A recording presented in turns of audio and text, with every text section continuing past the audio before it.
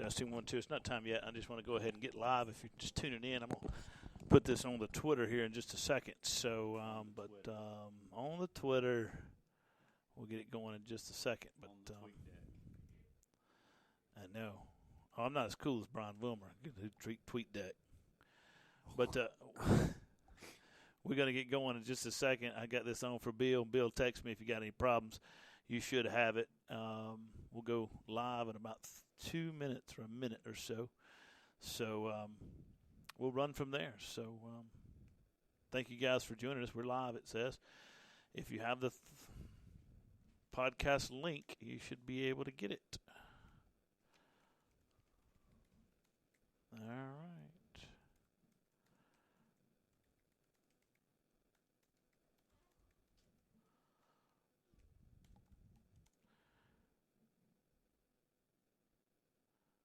Perfect. Bill's going to text me when he's ready. He said he's got a minute left on the song. He'll do the intro and text me back when it's time. Probably playing Sister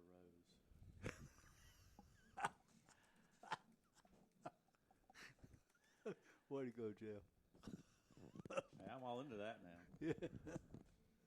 Can you hear okay, Jimbo? Yes, sir. I'm good. Okay. You're really the reason I got this. Oh, am I? Yeah. Because Okay. I got tired of hearing, halfway through, I can't hear anything. I can't hear anything. I can't hear. He point out, like I tell you, Jimbo, you're not going to be able to hear tonight. I can't hear.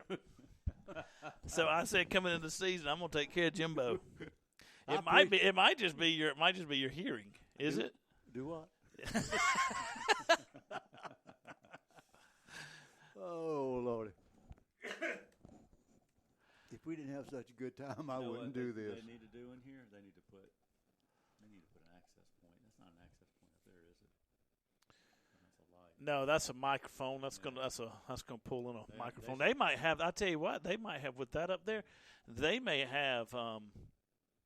They may have the umpire mic or the ref mic. Oh, I'd love to hear that. They might, sure enough. I'd love to hear that. Holding. Sure enough. Number 10. We got holding on the Cyclones of Chester. First down. Holding number what? Hey, you know who refereed the game last week for the Cowboys and Bucks? Who? Hockley. Ed Hockley's son. Son, yeah. He looks just like Ed. He got guns. He's got the guns like his He's son. got the guns, baby. Yeah. He's got the guns. You made him look bad, though, up there in the stands. Hey, y'all, by the way, we got Jeff with us. We'll talk more about this as the game gets going. We got Jeff. He's back. I am. And we're so thankful. I got back from that cesspool they call Newark, New Jersey. Newark, New Jersey. Oh. God. If there's any new listeners that are from Newark, my sincere apologies. First of all, that I said that, and second, that you ever lived there. So you didn't give out this link while you were up there, did you? No, I didn't. Okay. No. Hey, listen, we down here. I can't help but when I come down here. We call it Lower Richland Diamond Hornets. That's right. And we got a beautiful new press box. We hope the signal sticks in. But these Richland County schools all have like airtight press boxes now. This is a really cool design. Looks like a spaceship. You can see there's windows all around. Beautiful facility down here.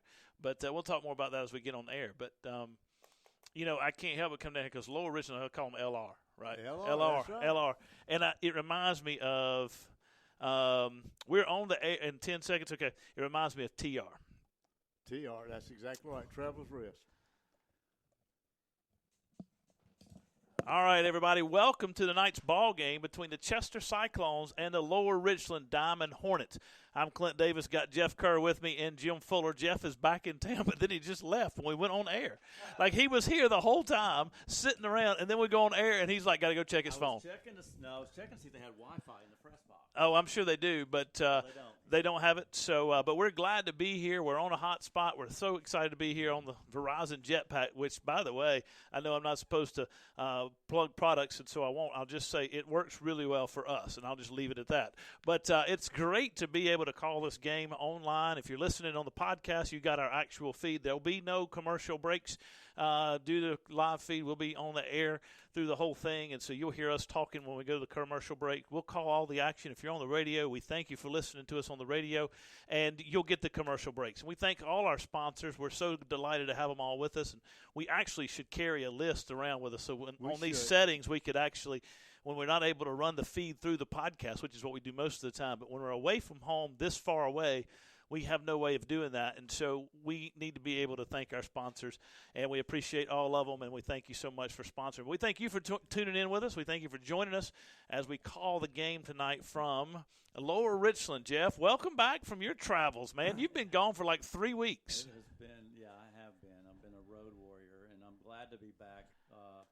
Got back this morning, got up, tried to catch the shuttle to the airport at 3:30 this morning in Newark, New Jersey, and that's all I'll say. Have no desire to ever go back, but I'll probably have to at some point in time. But it is great to be back. I listened to you guys last week, and y'all sounded great, did a great job. Cyclones played hard. So I got to listen to the game last Friday night, following my big venture to go see TB12 play. That was pretty cool. You did, and we're really excited to be able to do that, and we're excited to have you back. We're going to take a break. Bill tells me there's a little bit of a connection issue. We're going to do our best to work that out. So we'll take a break, and we'll be back. This is Cyclone Football, WRBK. All right, let me call him. There's some Wi-Fi connections in here, and they're called Huddle. They're called Press Box. See, somebody's got a, but they're all secure. There's Huddle Sideline and Huddle Press Box. That's for the team. I'm guessing. And then there's guest access. All right, so what's it doing?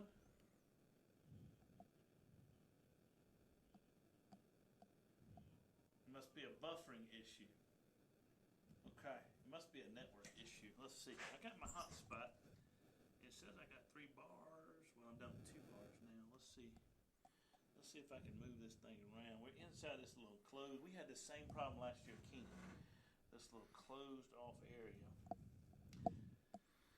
So let's see here. You still got nothing, huh? It's still breaking in and out. Oh, okay. So you can't hear the feed unless you're in a commercial break.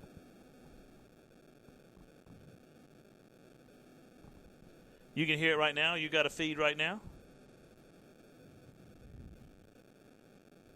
Oh, unless you're in the room. Okay.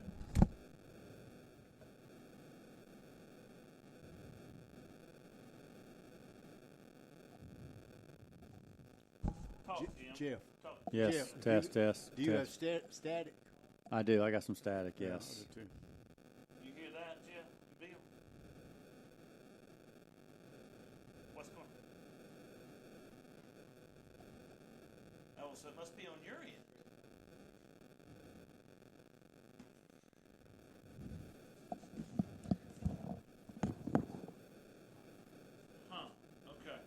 Jeff's going to see if he can find Wi-Fi.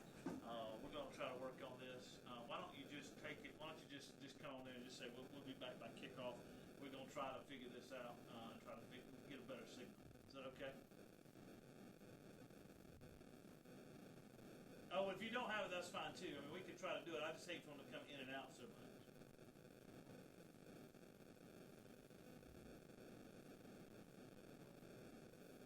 Okay. Okay, well, you tell me. I mean, because it works fine. I don't have any way of knowing. It says it's sending it from me.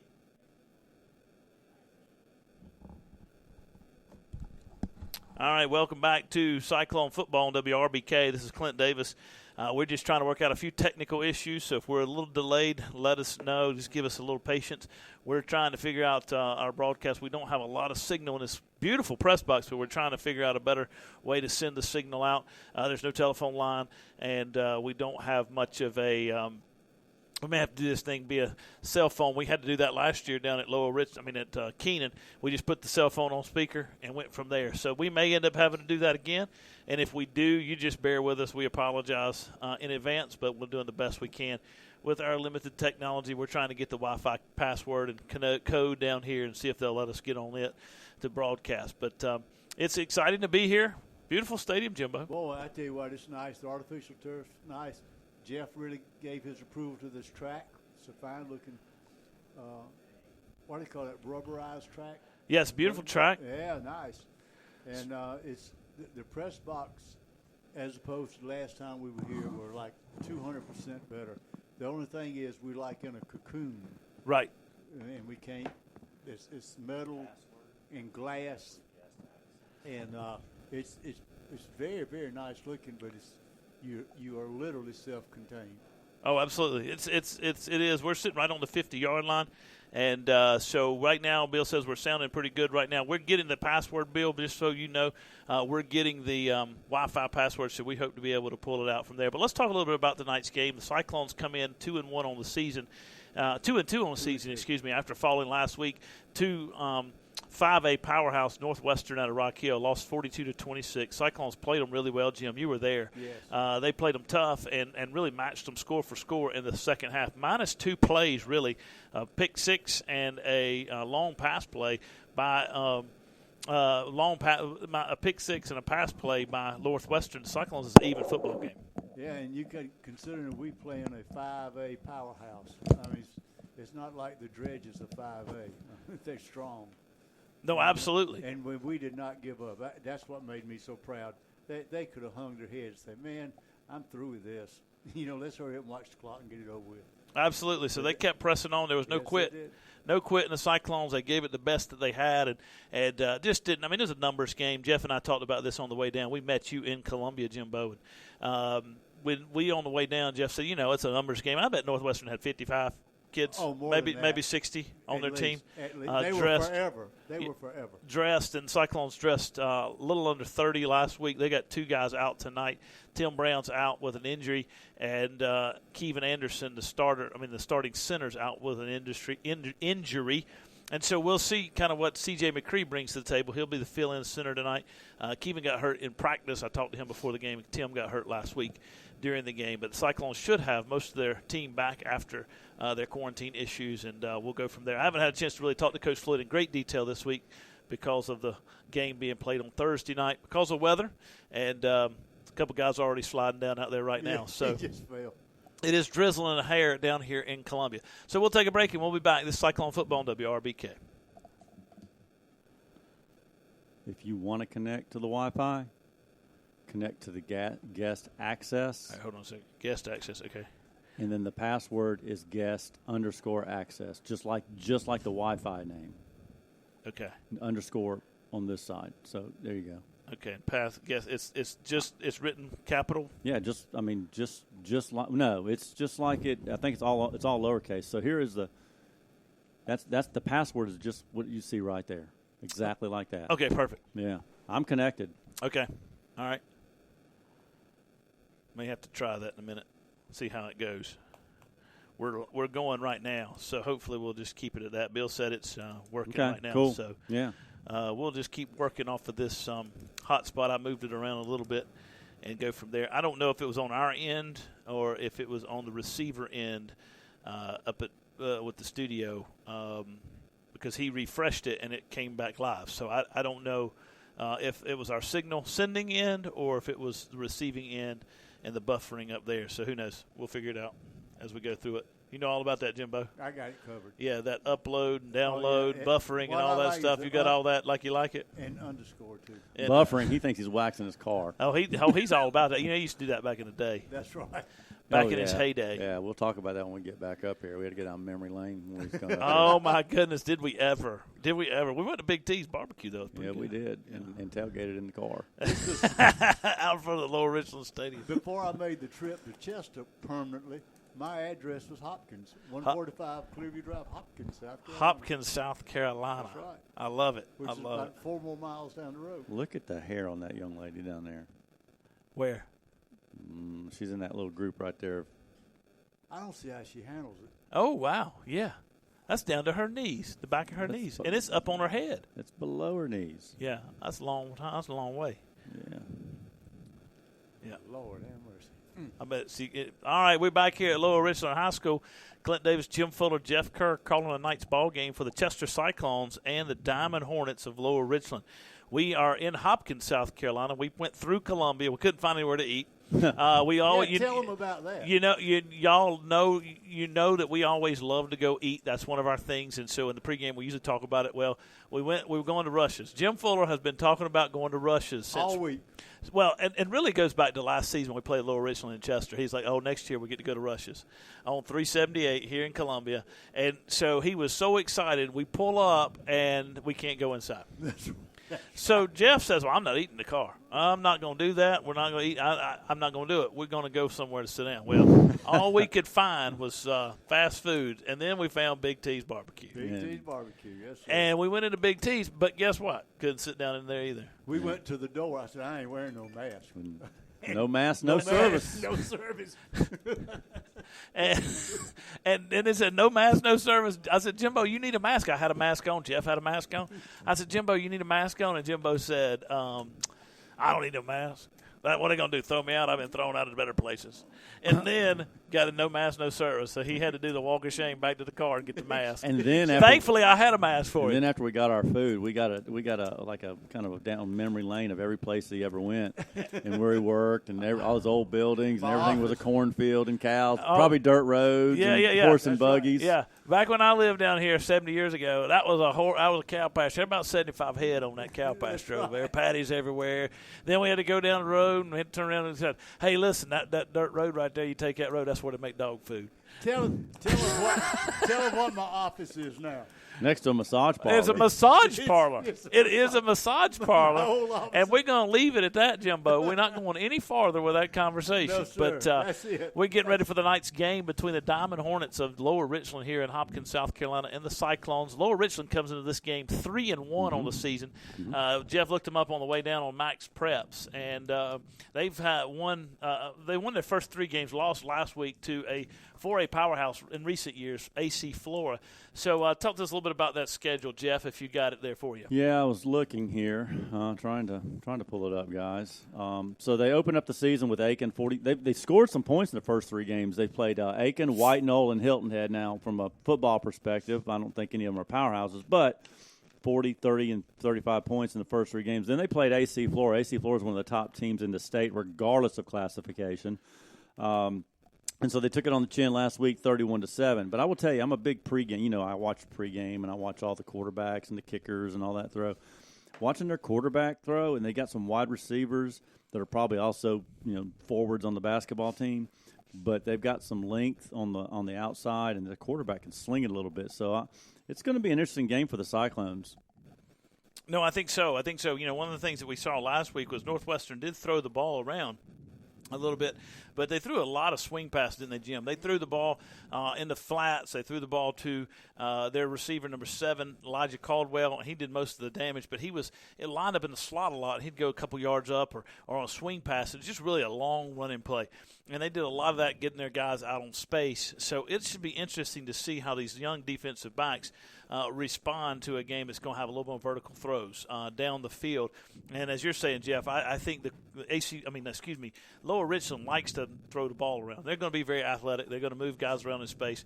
They want to try to spread it out and throw the ball around. So we'll see how the Cyclone defense responds. Hopefully we'll be able to get some pressure up front and be able to make some stops. But, yeah, they put some points on the board. I heard an interesting stat today on the radio coming down. and the guy said double-check this, and the guy that was making the comment said I've triple-checked this. Drew Brees has thrown over 9,500 passes in his career. Never has he thrown one in the air longer than 50 yards. How about that? I found that hard to believe. Hall of Famer. The announce was, never thrown one over 50 yards. How about that? That's hard to believe, isn't it? That is hard to believe. Certainly had longer touchdown passes on the stat book, but after the catch. Right. So let's take a break, and we'll be back. This is Cyclone Football on WRBK. It was on the Dan Patrick show. And Dan Patrick said, you better go check that before I put it on there. That's crazy. That was like that stat I heard, not football related, but baseball related, talking about Greg Maddox in his career had like less than 50 to 100 3-2 counts ever in his career. Really? That's nuts. I mean, that's hard to believe, too. It's just unbelievable. Yeah, that is. Wow. I remember those days. That was a heyday. That's when the Braves were good. Yeah, they were talking. Of course, they're leading the division right now. Yeah, what, 4.5 games? Yeah. I don't follow them. I mean, I just pick it up periodically. I like to see them do well. I don't watch them. You know, guys, last week you faced the third in terms of yards, the number 3 quarterback in the state in terms of yards, Will Madison from Northwestern.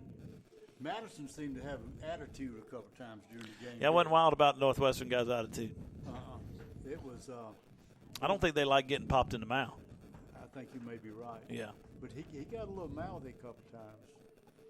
Talking about in the state rankings in terms of quarterback passing yards, we got Louisville quarterback Christian Yoder, 528 yards, and then a little bit down, Xavier Brown from Great Falls, 509 yards. How about that? That's I saw wonderful. some forks up. Lions. Hey. Lions got to go to Batesburg tomorrow night. Robert Adams, Lower Richland, 445 yards, whatever that means.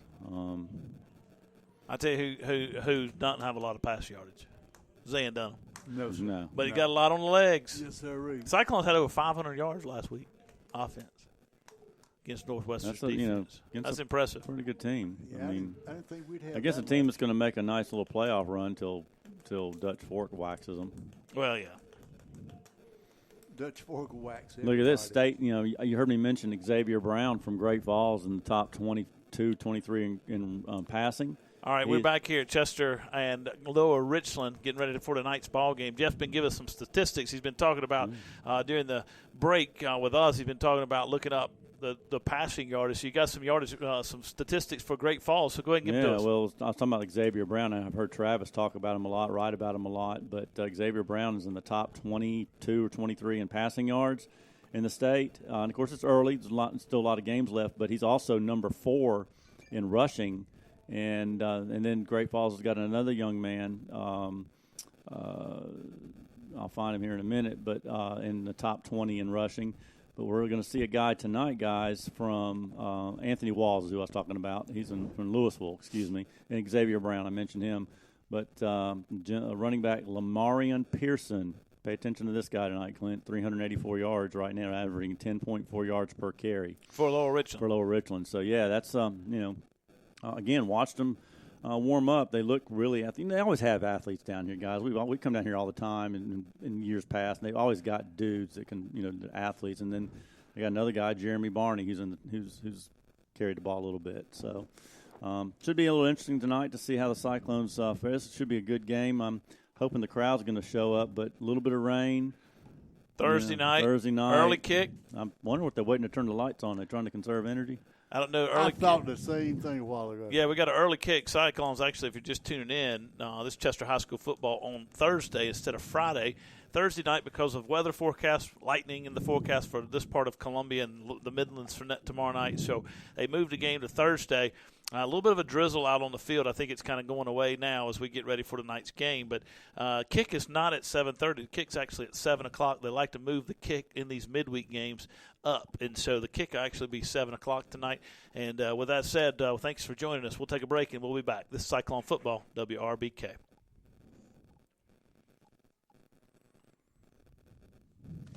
Did y'all see that black female official the other night in the NFL game? Yeah. I mean, that's unbelievable. Yeah, that's just kind of what you. Yeah, I think there's a couple of females doing ACC games. Yes, one of them's a blonde head with a ponytail. 'Cause I've seen her. Yeah, that's fantastic. I think that's great. Know the game. Hey, man, you know the game. You understand it. Get on out there and do it. Yeah. If you can pass the test, the physical test, and pass the written exam, go for it. Knock yourself out. They got some dudes, guys. They got some guys that are, statistically speaking, granted they haven't maybe played a hard schedule, but they are 3-1. They've got some dudes that are. That's the big old boy right there, number 60, or is that 80? That'd be 60. On the far right. That's a big old boy. 67's our quarterback, I believe. Look at 58. That's two nice-sized young men right there. I think it's going to be a 35-30 game. You think so? Be that many points scored? I think so. I don't know why. I just think it's going to be a bit of a high-scoring affair. Well, Jeff, very seldom are you wrong. Or you usually nail it. very Well, seldom does he think he's wrong. Well, obviously I'm not going there. you don't live with Karen, so I'm wrong often. Well, we're glad that you can come on. Still on interesting. You're on right. the broadcast and have something positive to say. There are no lights on in this stadium. That blows my mind. You'd think you'd want to go ahead and have them on. You would think. So in case you needed them. Well, I'm pretty sure you're going to need them. I may be wrong. That's true. What is that noise? There's some kind of noise in the stadium. All right, we're back here at Lower Richland. I'm sorry, we were talking, and there's some noise going on in the stadium. We're looking for lights to come on. No lights here, but we're getting ready for the night's game between the Chester Cyclones and the Diamond Hornets of Lower Richland. And the captains are coming to the field, going over interactions with the referee as he's shaking the hands of the captains of the Diamond Hornets, and Cyclone captains are on the other side of the field. Let me go ahead and give them to you as we get ready for the night's game. For the Diamond Hornets tonight, the captain's number 7, Robert Adams. He's a 5'10", 190-pound senior, quarterback. Number 9 is Braylon Scott Joyner. He's a 5'9", 200-pound junior running back. Number 60 is a big young man. He is Tamarius Lippett, and he's a 5'8", 250-pound offensive lineman. And number 58, Lee Davis. He's a 6'1", 315-pound 6'1", 315 offensive line senior. For the Cyclones tonight is number 17, Zan Dunham, and number 64 for the Cyclones, and that is Ben Taylor. Both of those are seniors and have earned that right to be the captains for tonight's ball game. We have the colors on the field, and Lower Richland's to our right and Chester's to our left, lined up on the end line, ready for the presentation of the colors and the coin toss. And so as we get ready for tonight's game, we talked about it. Chester's going to come out as they always do. I look to see them try to establish the run. And 90% of Chester, 95% of Chester's offensive plays are going to be run with a tight end, double tight end, or an H-back, or some combination thereof. And so they're going to come out and try to run the football, run Zan Dunham a lot at quarterback.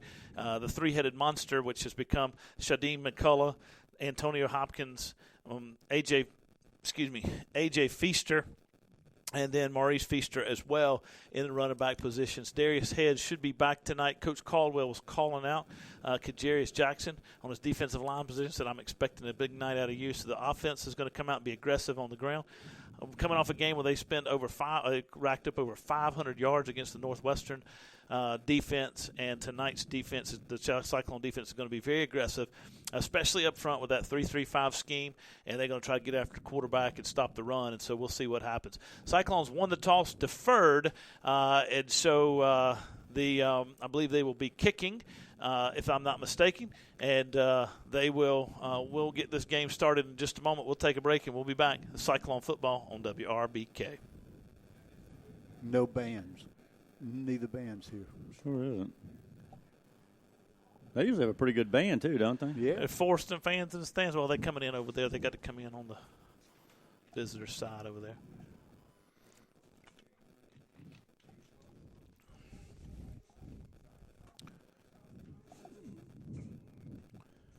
I'm going to tell you, I think their Wi-Fi is protected because I tried to connect to Spreaker. Can't do it. It won't do it. Yeah, there's certain. It's probably a school Wi-Fi. They're going to let. I can get on Twitter though. That's unusual. Couldn't get on LinkedIn, but I can get on Twitter, which is weird. That is weird. I think we got it though. I think it's coming along fine now. Okay. I don't know. It may have been a sound issue as well. Bill was having a hard time hearing. Maybe some sound issues. Well, Bill's getting kind of old, too, so his hearing might be going. Well, they said it was coming and going, so who knows what was causing that. But we're thankful to be able to bring the game to the fans in Chester. I got the national anthem being played. Was it raining when y'all left? When y'all left Chester? Started when we got down toward Columbia. Blythewood, maybe?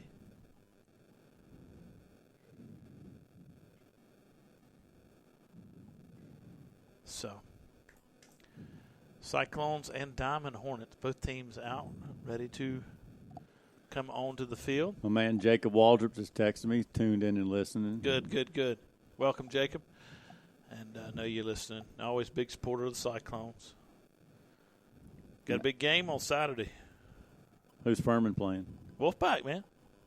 They playing. Here's the thing: if they were playing at Furman, I'd give them a really good chance beat Dave Dorn on the road. That dude, he loses his ability to coach and get guys ready when they go on the road.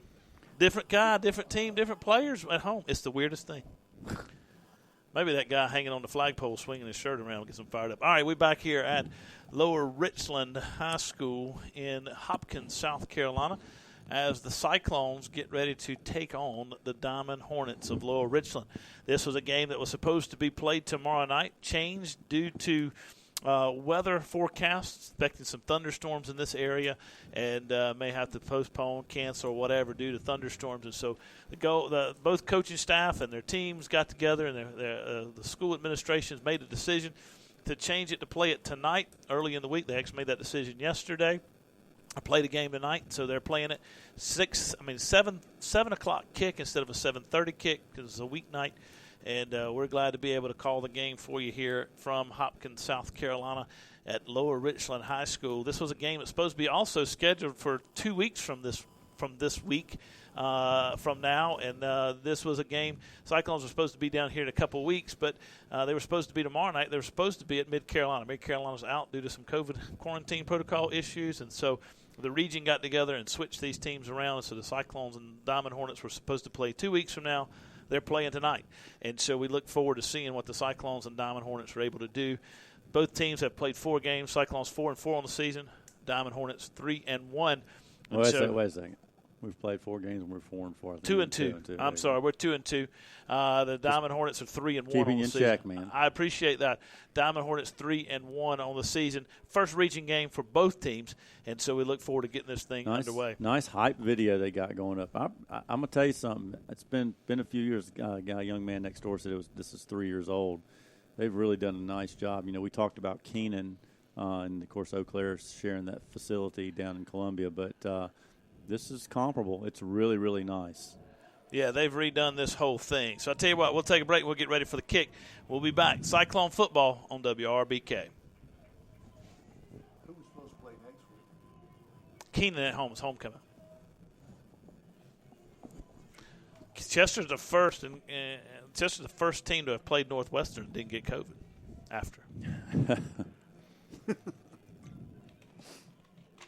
There's a smart remark in there, but I'm going to let it go. No, seriously.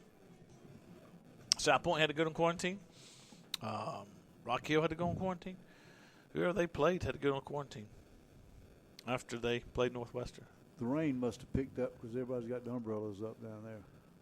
Cyclones will be kicking off. I just hate it for the schools. There's a lot goes into a home football game for whoever it is, right? And, you look at the concessions and the gate, and it's tough when you have to play these games on a Thursday night. That's the way the officials get paid, is out the gate. Yeah, that's. You better hope they make enough money to pay them. Oh, they'll pay them. Come on. No, they get paid. But you get paid before you take the field. Yeah, I already had the check written. Yes, sir. I was going to say. I've done that a few times with the umpires in high school. You give them the money before the game, or the cash, and then a little extra after the game if they called it your way. I heard that. Cash in a little white envelope. I'm just wondering if maybe they're thinking about turning the lights on. Just curious. I'm surprised. Unless it's just the windows are just so tinted that we. No, there are no lights on. No. Because that school bus's lights are on. I know the lights are on, but I'm just wondering if it just looks so dark outside. I'm wondering if it's maybe the glass is tinted or something like that. I'm surprised they're letting them play without them on, quite frankly. I am too. I thought they would make them cut it on. Maybe they're on a budget. Fuller, you know about budgets. Yeah. I don't think football field lights fall under that, though. Yeah, well, that'd just be nice. I mean, Richland, Richland District 2, they got all kind of money. Oh, here we go. 5. All right, we're back here at Lower Richland High School getting ready for tonight's kick between the Cyclones and the Diamond Hornets of Lower Richland. Game kicks off at 7 o'clock, and Henry Glenn is on the field ready to kick for the Cyclones. Cyclones wearing blue pants, blue pants, white jerseys, and blue helmets. And the Diamond Hornets are in dark pants, dark jerseys, and dark helmets. I think they're black with kind of a gold or a silver number. Here's the run-up and the kick. It's going to be a high end-over-end kick by Henry, taken at the an 8-yard line by the Diamond Hornets return man. He's going to get over the 20-yard line. He's got some run room on the sideline. Here's Henry. Henry's going to knock him out of bounds at the 45-yard line, maybe 47 is where they're going to spot him. Good tackle by Henry. And that's where the Diamond Hornets will put it in play, 1st and 10 from their own 47-yard line. He saved 6. He sure did. It was gone. That ball was gone. I tell you what, if that guy would have had a little bit of an insight, he could have cut back to the inside, and he probably would have spun Henry around, and it'd have been 6 to open up. Yeah, probably would have. Number 7 on the field for the Diamond Hornets. He's going to be their quarterback, and he's got a running back in the backfield with him. He's got 1 receiver on either side of the formation, 2 tight ends in the game. Cyclones on the defense, 3-3-5. Come up with a little pressure. Running back goes up the middle. Kajarius Jackson hits him in the hole. Then Zan Dunham meets him there as well. He gains 1 on the play, brings up 2nd down and 9. That looks like Damani Burgess, senior running back, 6 foot, 200 pounds. Is that Travis coming up steps? He's supposed to be here. He's been texting me. All right, quarterback gets there. He is. In his shotgun, got his running back to his right, 2 receivers to his left, balls on the right hash. Hands it off to running back this time. There's Dunham, hits him in the hole again. He gets over midfield to about the Cyclone 48-yard line where we'll put it in play, 1st and 10. Couldn't see who was carrying the ball that time. The numbers are hard to see. Well, if they turned the lights on, it'd be a lot easier to see. That's true. I wonder when somebody's going to have the revelation that the lights aren't on. 3rd down and 5 for the Diamond Hornets. Cyclones in the 3-3-5 defense, but they're bringing their linebackers up close. They got 4 men with their fingers on the ground at this point in 3rd down. Lower Richland moves a man left and right in motion. Defenders cheat up. Now he's going to try to throw the ball downfield. Reggie Heath in coverage for the Cyclones. Ball falls incomplete. The intended target out there was number 1 for Diamond Hornets, Nate Branch. He's a 5'10", 170-pound junior. So that brings up 4th down and 5 for the Diamond Hornets. They'll be kicking left to right. On the punt for Lower Richland, Ronnie Lee, 5'10", 180-pound senior. He's going to be their punter and their safety as well. Deep to receive this punt will be number 3, Andre Evans for the Cyclones. He's going to stand at his own 20-yard line. Got a low snap, got a 1-hopper, and the ball's going to be kicked. And it's a squib kick. I think the Cyclones might have got it. And now the Cyclone defender jumps to the ground to try to recover the ball. I think the best thing to do is let that one alone. Kajarius Jackson actually, it squirted free from D.C. Carter, but Kajarius Jackson fell on it. So the Cyclones got a really good effort there. I think it was a blocked kick. And so a net punt there for Jimbo for my man Ronnie of 6 yards. Yeah, it was a bad snap. Bad snap. Yeah, bad snap. So he really never had a chance. Zan Dunham brings his offense onto the field. He's got a tight end on the left side and a right tight end on the right side. He's got an empty backfield set. Ball's on the left hash, moving right to left. Now he sends a man in motion. That's A.J. Feaster to the backfield with him. Takes a shotgun snap, hands it off to A.J. up the middle. A.J.'s going to get to the 40-yard line and not much farther. He's going to get up. He lost a yard on the play. Brings up 2nd down and 11 for the Cyclones. And we didn't talk about this much during the pregame, but Kevin Anderson, Cyclone center, number 54, got hurt during practice, and he is out and will probably be out for the next couple of weeks.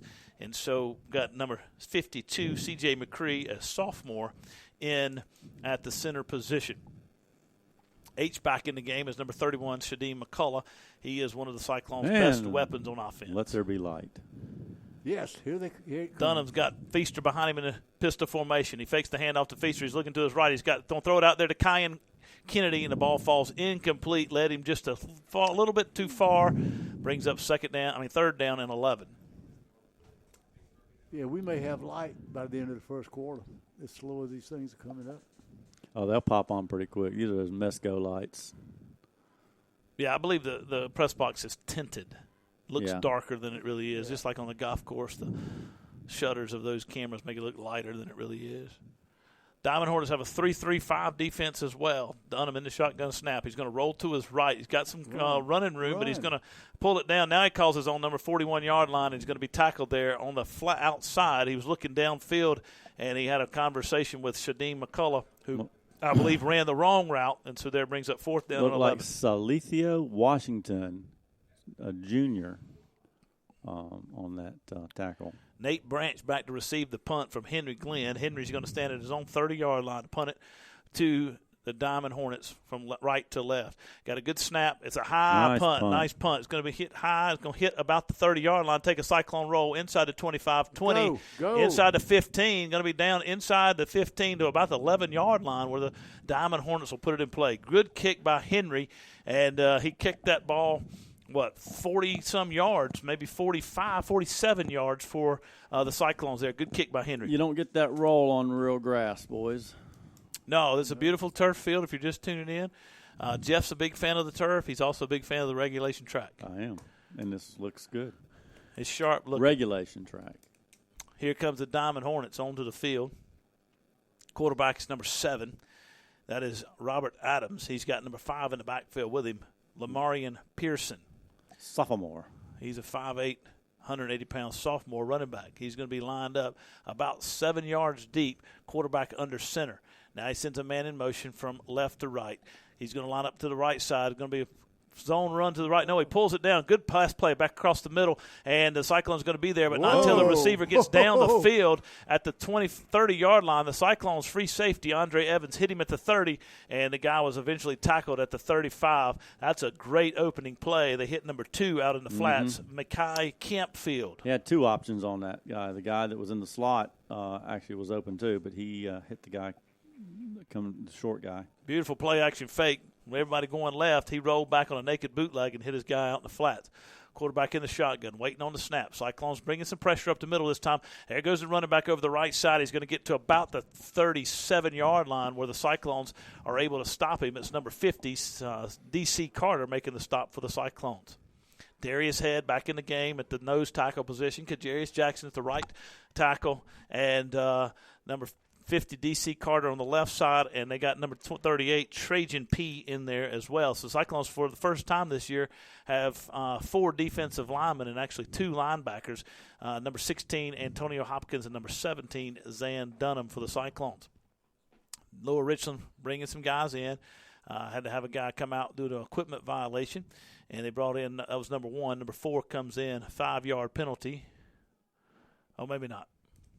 So it's second down and 8 for the Diamond Hornets. The other thing I'm a fan of, you don't see this often, but the play clock at the end zones. Hey, Travis. Diamond Hornets moving left to right against the Cyclone defense. Quarterback in the shotgun. He pats his right thigh pad. Man sends a man in motion. Now he's going to take the snap, roll to his left, throw back across his body. Ball falls incomplete, but his receiver out there was wide open as the Cyclones dropped into a deep zone. And the receiver found an open spot, but the ball was off target. Brings up 3rd down and 8 for the Diamond Hornets. Neither team had much success on offense so far. Diamond Hornets had 1 big play, but other than that, it's been pretty tough sledding, Jimbo. Yes, it has. Like you said, both ways. 0-0. Cyclones haven't done anything either. 0-0, 7:15 to go into first. Quarterback claps his hands to try to get the Cyclones to jump. They do not. His running back almost jumped off sides.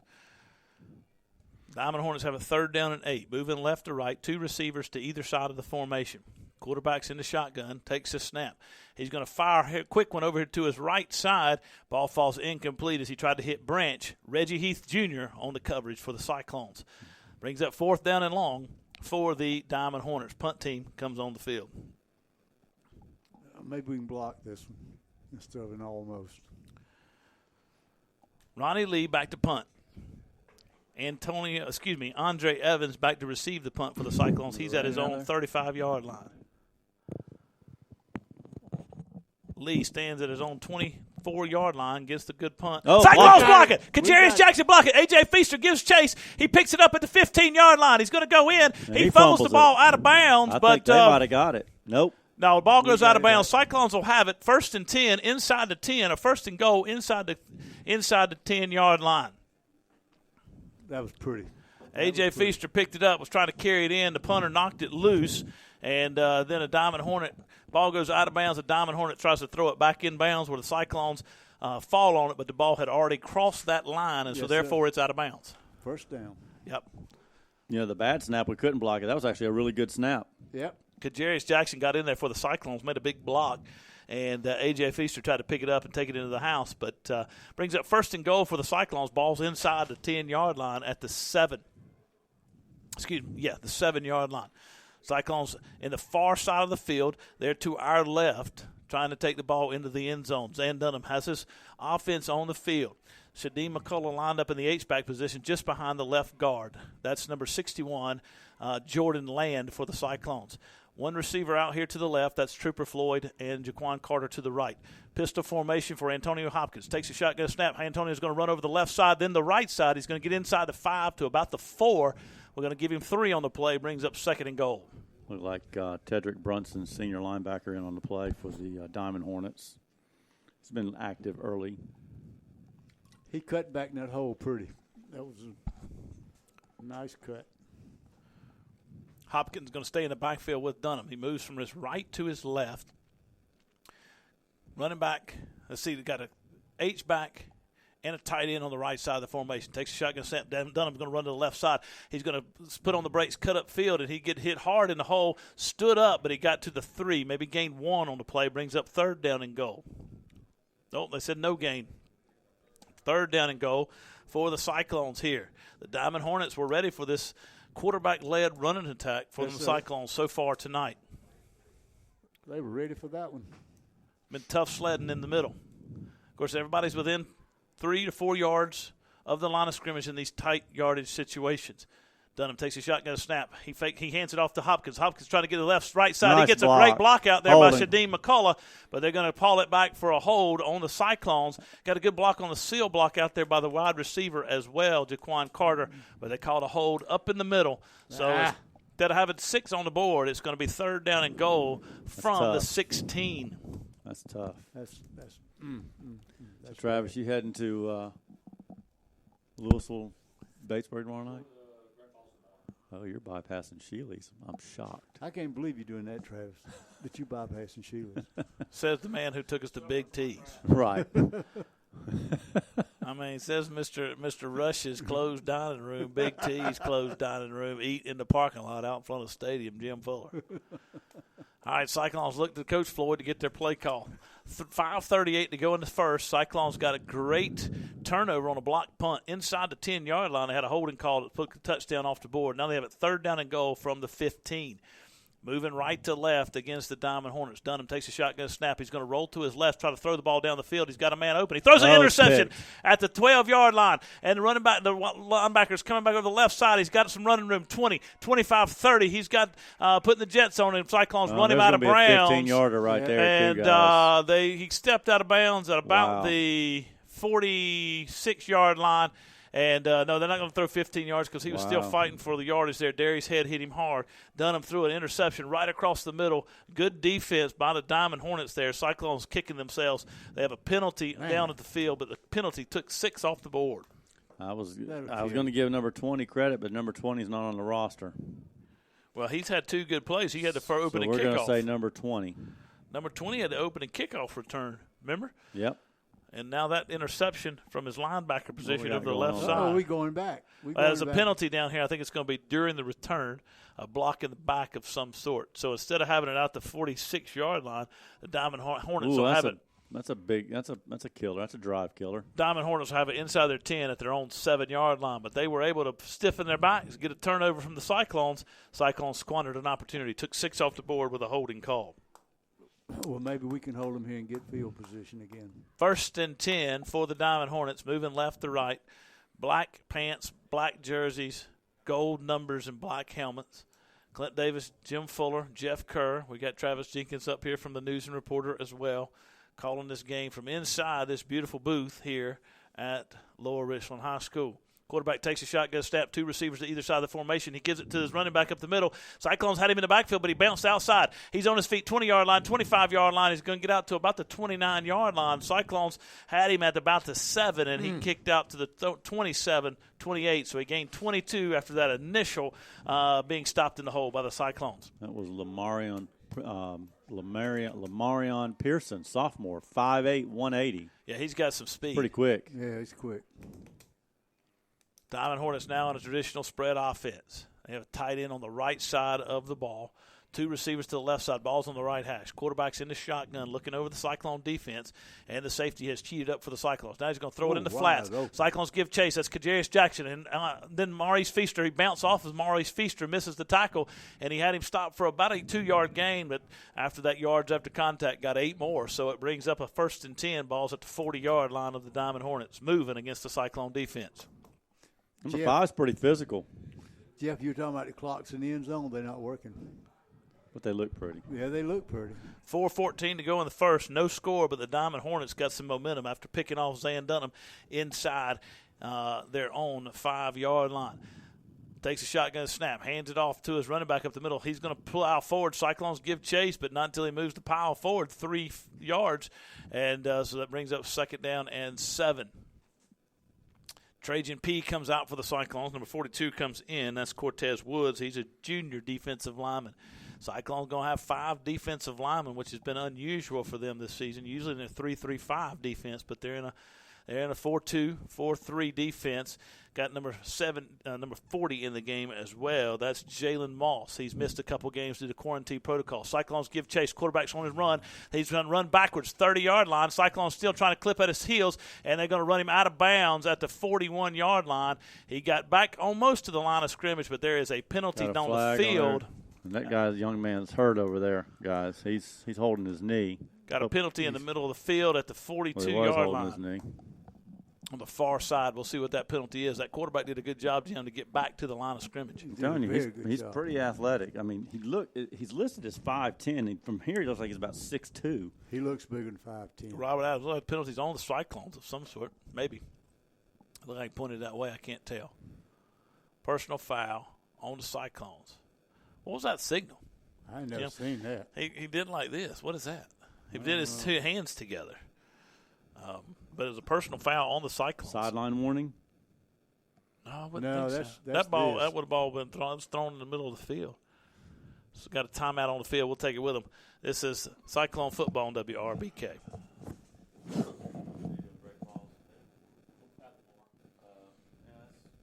What was that call, Travis? Yeah, it's like I don't know what he was doing.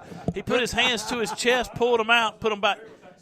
Yeah, he put his hands to his chest, pulled them out, and put it back in. Personal foul. I've never seen that before. I neither. Maybe it's chest fly. Number 10 was the injured Cyclones player. I'm telling you, this is going to be a battle tonight, guys. These guys are pretty athletic. They fast. And if you look at them across the line, they're not small. Jordan Alford was the injured. I like this quarterback. I like his athleticism. He can throw it. I'm not sure how accurate he is, but he can throw it. Their speed's what surprised me. They're faster than I thought. Yeah, Diamond Hornets is a good football team. Yeah. Well, they are 3-1, regardless of who we think they might have played, but they're 3-1. Quick hitter. There you go.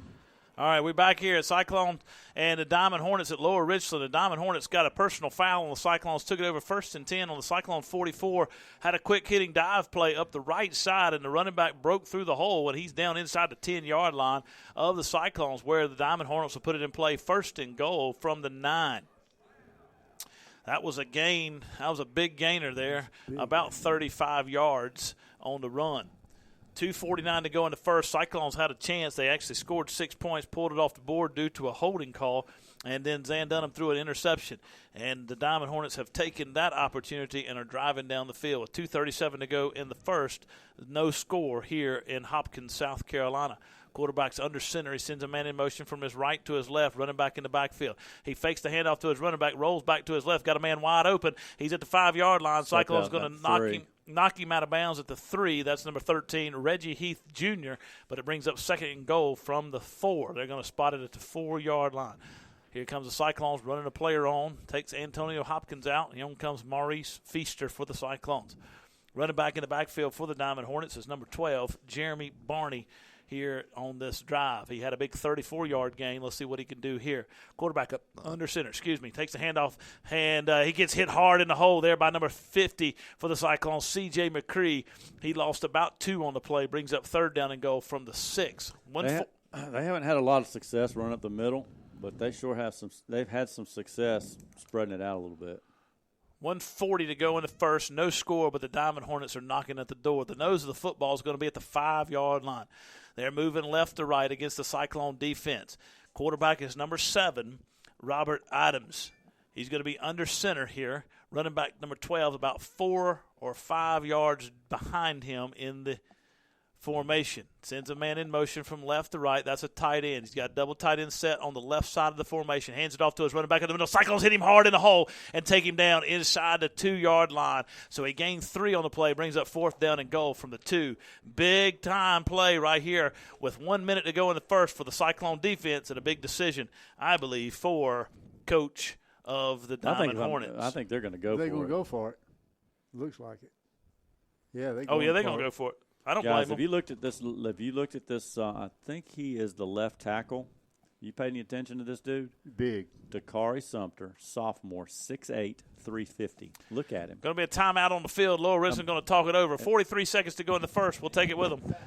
Cyclones football on WRBK. My guess is he plays center on the basketball team too. You think so?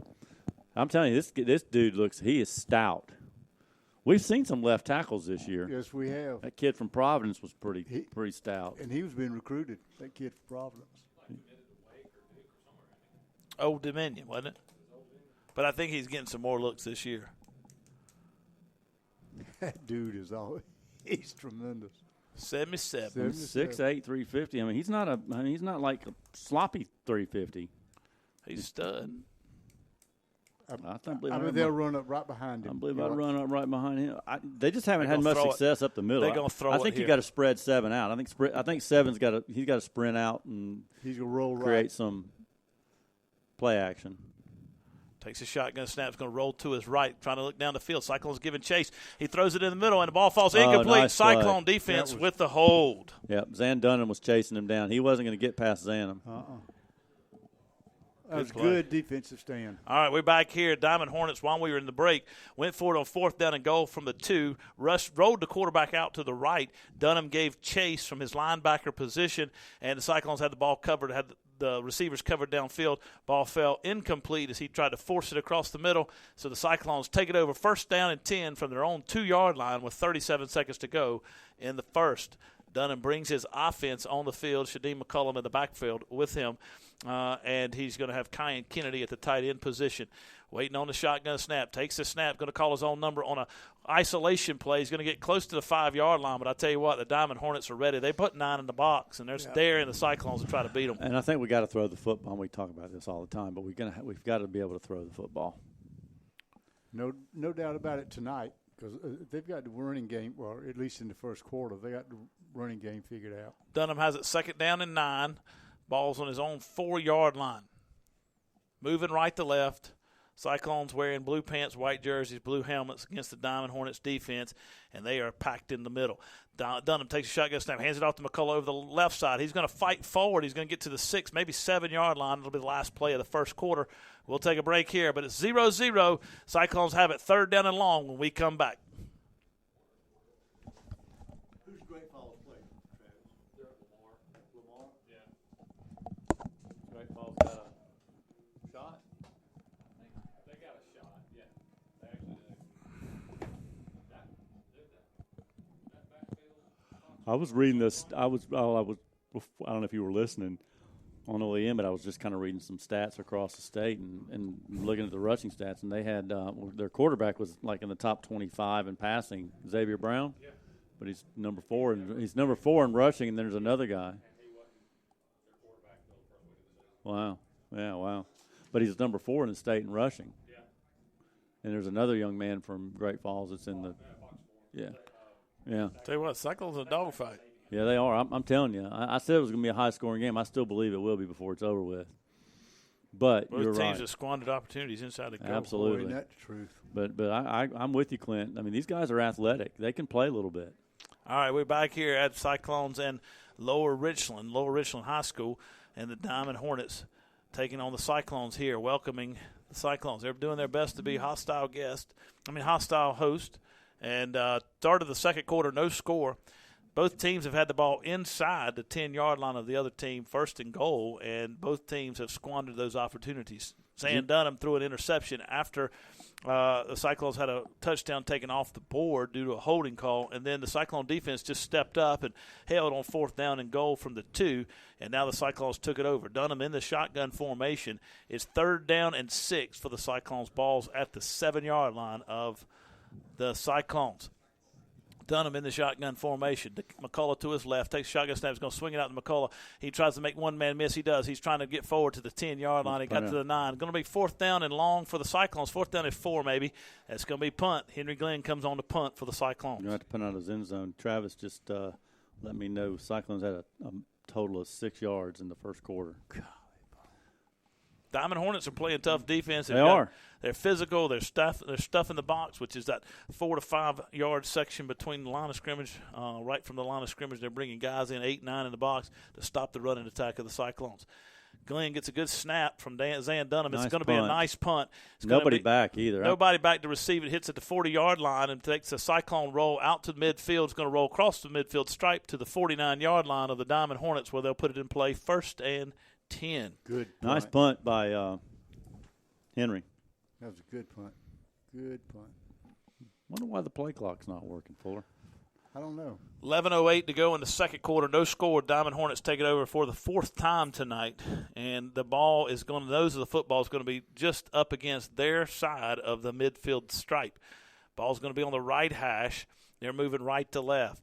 Black pants, black helmets, black jerseys against the Cyclone defense. Blue pants, white jerseys, blue helmets. The quarterback is in the shotgun formation, has an H-back to the right side of the formation, and running back stands to the right. He puts his hand on his thigh pad, sends a man in motion, takes a shotgun snap, is going to throw down the field, trying to a double pass. Cyclones give good coverage out there, but he comes back. Cyclones took it out of his hands. That's Andre Evans with an interception, stripped it from the receiver. He stripped it from the receiver. The receiver went up to catch it, came down, and Andre Evans just tore it out of his hands. Yeah, I was just getting ready to compliment the receiver for Lower Richland because he did a really good job of high pointing the ball, going up and getting it, and he came down and he just took it right out of his hands. Big turnover for the Cyclones. Cyclones take it over 1st and 10 at their own 18-yard line. I believe that was close to being 2 forward passes, Jimbo. You think so? Yeah. But the Cyclones got a break there. We have it. That's all it counts. Andre Evans ripped it from his hands, and so now the Cyclones put it in play 1st and 10 from their own 19-yard line, moving left to right against the Diamond Hornets defense, which has been tough defense tonight for the Cyclones so far. Dunham takes a shotgun snap, hands it off to A.J. Feaster up the middle. He slipped trying to cut into the hole. He lost about 2 on the play, brings up 2nd down and long. 10:51 to go in the second. No score. Cyclones have it on their 4th possession after a turnover, an interception by Andre Evans. Diamond Hornets in a 3-3-5 defense, but they're actually cheating up 2 safeties, so they really have 8 to 9 men in the box, and they're moving around with the tight end, strong side, weak stride. Now, Zan Dunham in the shotgun got his tight end on the right side of the formation as well as an H-back. He waits on the shotgun snap, and the Diamond Hornets jump off side, so it brings up 2nd down and 5 for the Cyclones instead of 2nd down and 12. It's a big break, Jim. We'll take them any way we can get them. We'll take it that way. Somebody's got to break. I'm looking for the tight end to get involved here. We don't throw it often, but when we do, if we can connect, we usually have some big chunk yards out of it. So let's see if we can get the tight end involved. Dunham in the shotgun, hands it off to McCullough up the middle. No, he calls his own number, 25-yard line, 30. We got a 1st down for the first time tonight, and it's over the 30-yard line to the 31 where the Cyclones will put it in play. First down of the night. Let's see if they'll get some momentum now. Yeah, with 9 minutes left to go in the second quarter, we get our first down. 0-0. The score. Both teams have squandered opportunities inside the other team's 10-yard line. Chester brought a decent crowd, guys, for a Thursday night and raining. Yep. And their band is here, Jim. Who? Lower Richland? Lower Richland. Okay. Maurice Feaster lines up in the pistol formation, takes the handoff from Zan Dunham up the middle. He breaks free, 35-yard line. He's still on his feet. That's Antonio Hopkins, 40-yard line. He's going to be another 1st down to the 42 where the Cyclones will put it in play. Good hard run by Antonio. Got hit hard, bounced off, and got another 3 yards after that hit. It was funny the way he just bounced off that guy and kept on going. Back-to-back 1st downs for the Cyclones. Kind of like you when Janice tries to block you from the banana pudding. Ain't nobody gonna You block just me. you bounce off and keep on going, don't you, Talking Jimbo? about it, he got like a quart of it tonight at Big T's. He tried to dish it out. Shotgun snap to Zan Dunham. Hands it off to Hopkins over the left side. He's trying to get a crease. He's got a little bit of a crease. It's going to be a hold coming holding back. on 39. Cyclones Unfortunately. have a hold on the play, and so it's going to back them up 10 yards. So instead of second down and about 7, it's going to be first down. I don't and 20. have 39 on my roster, Clint. Do you? For the Cyclones? I do not. So what about this? During our dinner, Jim got a quart. No, that's not true. I think it was a half a bucket. Jim got it. They said, what size banana pudding you got? Jim said, what you got? I mean, basically, go out there and find a mayonnaise tub. But anyway, Jeff said, hey, can you get 3 spoons? Jim said, oh, no, ain't but 1 spoon here. And then he ate about 3 bites of it, realized he had a little bit more than he could take. And he's like, hey, y'all got some spoons? I didn't want it then. Now, he'd have been rude about it. 2 tight ends in the game for the Cyclones. 1 receiver to either side of the formation, running back in the backfield with Dunham. Dunham waits on the snap, and there's going to be some type of stop to play here. I don't believe that the referee was ready. First down at 20 for the Cyclones. 8:34 to go in the second quarter. Ball's at the Cyclone 30-yard line. They got to get just past midfield, so it's actually a little bit longer than 20. They got to get to the 48-yard line of the Diamond Hornets for a first down. Dunham's in the shotgun formation, takes the shotgun snap, hands it off up the middle to Antonio Hopkins. He's going to get across the 30. He's going to get to about 1 yard, guys. That's it. About the 31, brings up second down and really Matter long. of fact, they're going to mark him about he maybe got a half a yard. Second down and a really long for the Cyclones. We got to start throwing one every now and then. Travis, where'd you eat tonight? Well, there really wasn't anywhere to eat. Travis waiting on that. Hey, I'm going to tell you what we are going to do on the way back. We're going to hit the cookout for the milkshake. Travis is waiting on that taquito from QT after the game. He does tweet about that often. Oh, he does like it. Exit 24 on 77, Travis. Dunham takes a shotgun snap. He's going to roll to his left, look down the field. He's got a man open. That's Carter, and he catches it out at the 45-yard line, right. 46, where the Cyclones will put it in play. Third down and relatively short. 7:28 to go in the second. No score, but the Cyclones trying to pick up a first down. They've gotten 2 tonight so far on this drive, and they're trying to pick up a third. Nice throw and catch there. Zan was able to plant his feet, square up his shoulders, and make a nice throw. Good catch, and puts him in third and manageable. Third down and 8. I look for Coach Floyd. They get 6 here. Go for it. This is 4-down territory, I think, for Coach Floyd, depending on how much they pick up on this particular play. Dunham's going to be in the shotgun, and he's got a very interesting alignment of players here. He throws it across the middle of the field. That ball is going to be intercepted I think it's at the picked off, 50-yard line by number 19. Unless they called incomplete. No, it was picked off. He threw a little behind Shadim McCullough, and the ball was picked off at the 50-yard line by number 19, the linebacker, Carter Taylor. He's a 6'2", 180-pound wide receiver who also plays linebacker. He was in there on that third down play and made a great interception. He did, and I'll tell you, the mechanics of Zan on that throw were a little off. He dropped his elbow, and just like he's almost trying to force it in there. Tried to hit McCullough. He threw a little behind him, and the receiver made a good play. That's 2 good defensive backs, made 2 good plays for interceptions on this in this first half. 6:50 to go in the second. No score. Diamond Hornets just intercepted a pass at the 50-yard line. Takes a shotgun snap, hands it off to his running back in the middle. He's breaking free. 35-30, 25-20. Cyclones giving chase. 10-5. Touchdown. Touchdown, Diamond Hornets. Got a penalty out here. Looks like number 1 for the Diamond Hornets blocked Reggie Heath out up to the track. And the official threw the penalty way out there. I believe he's going to mark him.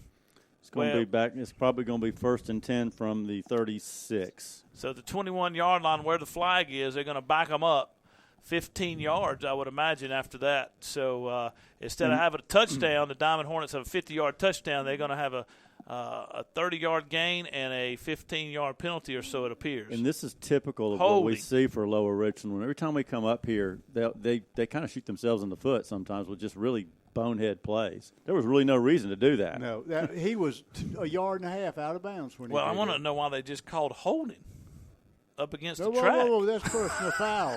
It's called holding. He was up against the track, Jimbo. Holding.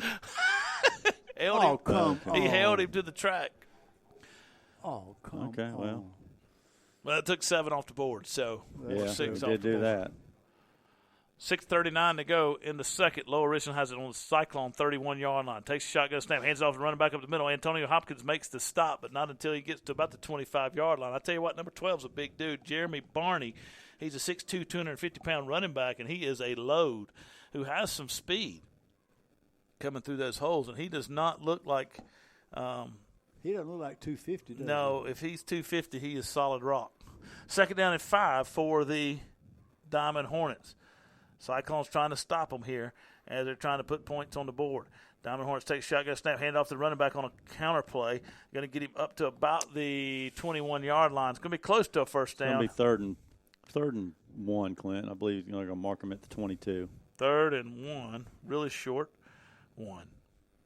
Ball got to get between the 21 and the 22-yard line. So he's got about a yard to get here for a first down.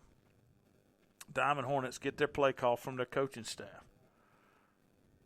Running back in the backfield, looks like, is that number 5? Hey, I got one for you right Lamarian here. Pearson. Y'all don't know this. We got Cam Newton here playing tonight. Y'all don't know that, but he's playing. Good. Quarterback waiting on a shotgun snap. He gets the snap, hands it off to the running back over the left side. He's going to have the first down up close to the 20. Cyclones pile him up, but not until he gets the first down and they take him down. He got inside the 21-yard line, close to the 20, where it'll be 1st and 10 for the Diamond Hornets, moving right to left against the Cyclone defense. This Cameron Newton, 6'3", 300-pound offensive lineman, junior, right tackle. 5 minutes to go in the second. That's a big dude. 5 minutes to go in the second. No score. Diamond Hornets after an interception trying to add some points here. The Diamond Hornets offense has been more capable against the Cyclone defense than the Cyclone offense has been against the Diamond Hornets defense so far tonight. Low-scoring game, 0-0. Both defenses have held sway, but the Diamond Hornets have had a little more success offensively than the Cyclones, and that's why most of the first half been played with ball in their possession. Now they have running back kind of in a diamond formation. He's got 3 running backs behind him. Takes a shotgun snap. The quarterback does. Hands it off to his running back up the left side, and he's going to get inside the 20-yard line. Going to have a holding, it looks like. And Jeff says there's a flag on the field. I didn't see one, but he says there is one. There's one right. False start. Procedure penalty against the Diamond Hornets. Back them up 5 and replay first down. We'll take all we can get. That must have been a formation issue, Jim. Had to have been because I didn't see anybody move, and No, they had must have had 5 guys in the backfield. I didn't count them. Well, we got to hold them. It's just that simple. We got to hold them right here. No score. Diamond Hornets trying to put some points on the board here with 4.5 minutes to go in the second. Hornets waiting on a snap, takes a shotgun snap, hands it off to his running back, second man through the hole, and the Cyclones give chase. He gets hit in the hole, knocked down by number 50, C.J. McCree, and then number 15, Maurice Feaster for the Cyclones. So he got about 3 on the play, brings up second down and 12. Fast quarter right here, already going to the 4-minute mark here in the second quarter. 0-0. Well, when you don't throw the ball, time flies, boy. Cyclone defense. We've only been playing 45 minutes since almost halftime. Quarterback's got a running back to his right, two receivers to the left side. Hands it off to his running back. Cyclones catch him in the backfield, though. That's number 50, C.J. McCree. Running back thought he wasn't down, but the line judge says you were down and comes in and with a loss of 1, maybe a gain of 1. So it's the spot's going to be just outside the 21-yard line. 3rd down and 10 for the Hornets. He gave him that left foot mark. I know he did. I thought he was back a little further. I did too. But who are we to say? Well, I mean, I just misunderstood this mark. I thought he was marking a little bit further back. I didn't pay attention where the runner went down. That left foot makes a difference. Quarterback claps his hands. The shotgun snap, throws across the middle of the field. Ball's high, falls incomplete. Man, he had him. Zeke Evans out there on coverage for the Cyclones on number 4, Kamani Irwin. He missed a good opportunity to hit the running back out of the backfield because if he just throws it to him, he's got 20 yards in front of him. 4th down and 10 for the Diamond Hornets. They're going to come on for a kick. They bring the place kicker on. No way. He's going to tee it up at the 27-yard line. Jeff, I didn't watch him kick during one. I didn't either. I didn't see him kick. Number 99, A.J. Gonzalez. He's a 6', 220-pound kicker for the Diamond Hornets. Ball's going to be the left hash. This is a 37-yard attempt. Got a good snap. Kick is down, and it is not good. It didn't even make it. So the Cyclone defense holds with 2:54 to go in the half. First half, Cyclones no score. They'll take it over. Ball will be on the 21-yard line of the Cyclones. They'll be moving left to right as the offense comes back on the field. Got a long way to go to get to my 35-30 score. Well, they're going to turn in some scores. They're going to have to turn in something. Well, they're going to give it a touchback because he did get the ball off. So the Cyclones will put it in play at their own 20-yard line, moving left to right. Dunham brings his offense on the field. They've been very, very inefficient, to say the least, here in the first half. I know they have 6 yards of total offense in the first quarter. They've only had 2, maybe 3 first downs in the whole half. And so Dunham's on the field. It's not something the Cyclone fans or their team is used to. Cyclones take a shotgun snap, hands it off to his running back up the middle, and he's going to get nowhere. He's going to get tackled inside the 20-yard line at the 19. Holding on the Cyclones, guys. But there's going to be a holding on the Cyclones, so we'll see what the coaching staff of Lower Richland chooses to do here. Yeah, it's a little shocking. Well, of course, I wasn't here last week, but you put up 20-something points and 500 yards against the Northwestern Trojans, and you're kind of struggling tonight to find a way to get yards. A little surprising. It's the way the old oval ball bounces. That is correct. Cyclones call a timeout. We'll take it with them. 2:50 to go in the first half. They'll come back. Cyclones have it 2nd down and 11, it looks like, when we get back. Cyclone football, WRBK. Yeah, this is crazy, man. I'd have never believed this. The Diamond Hornets are ready to play. Well, both teams have squandered opportunities. Obviously, we had a touchdown call back, and they did too, really. Yeah. Holding calls for both of them. But they've had great field position, really, from the second position. And then they took that ball and went from, the 6 down to the 4. Right. I mean, our defense has been on the field a long time. Yeah, the time of possession game is all in the favor of the Diamond Hornets here. We don't have that stat, but for sure they have had the most successful and the most efficient offense. To have no points, they're going to have to be very disappointed.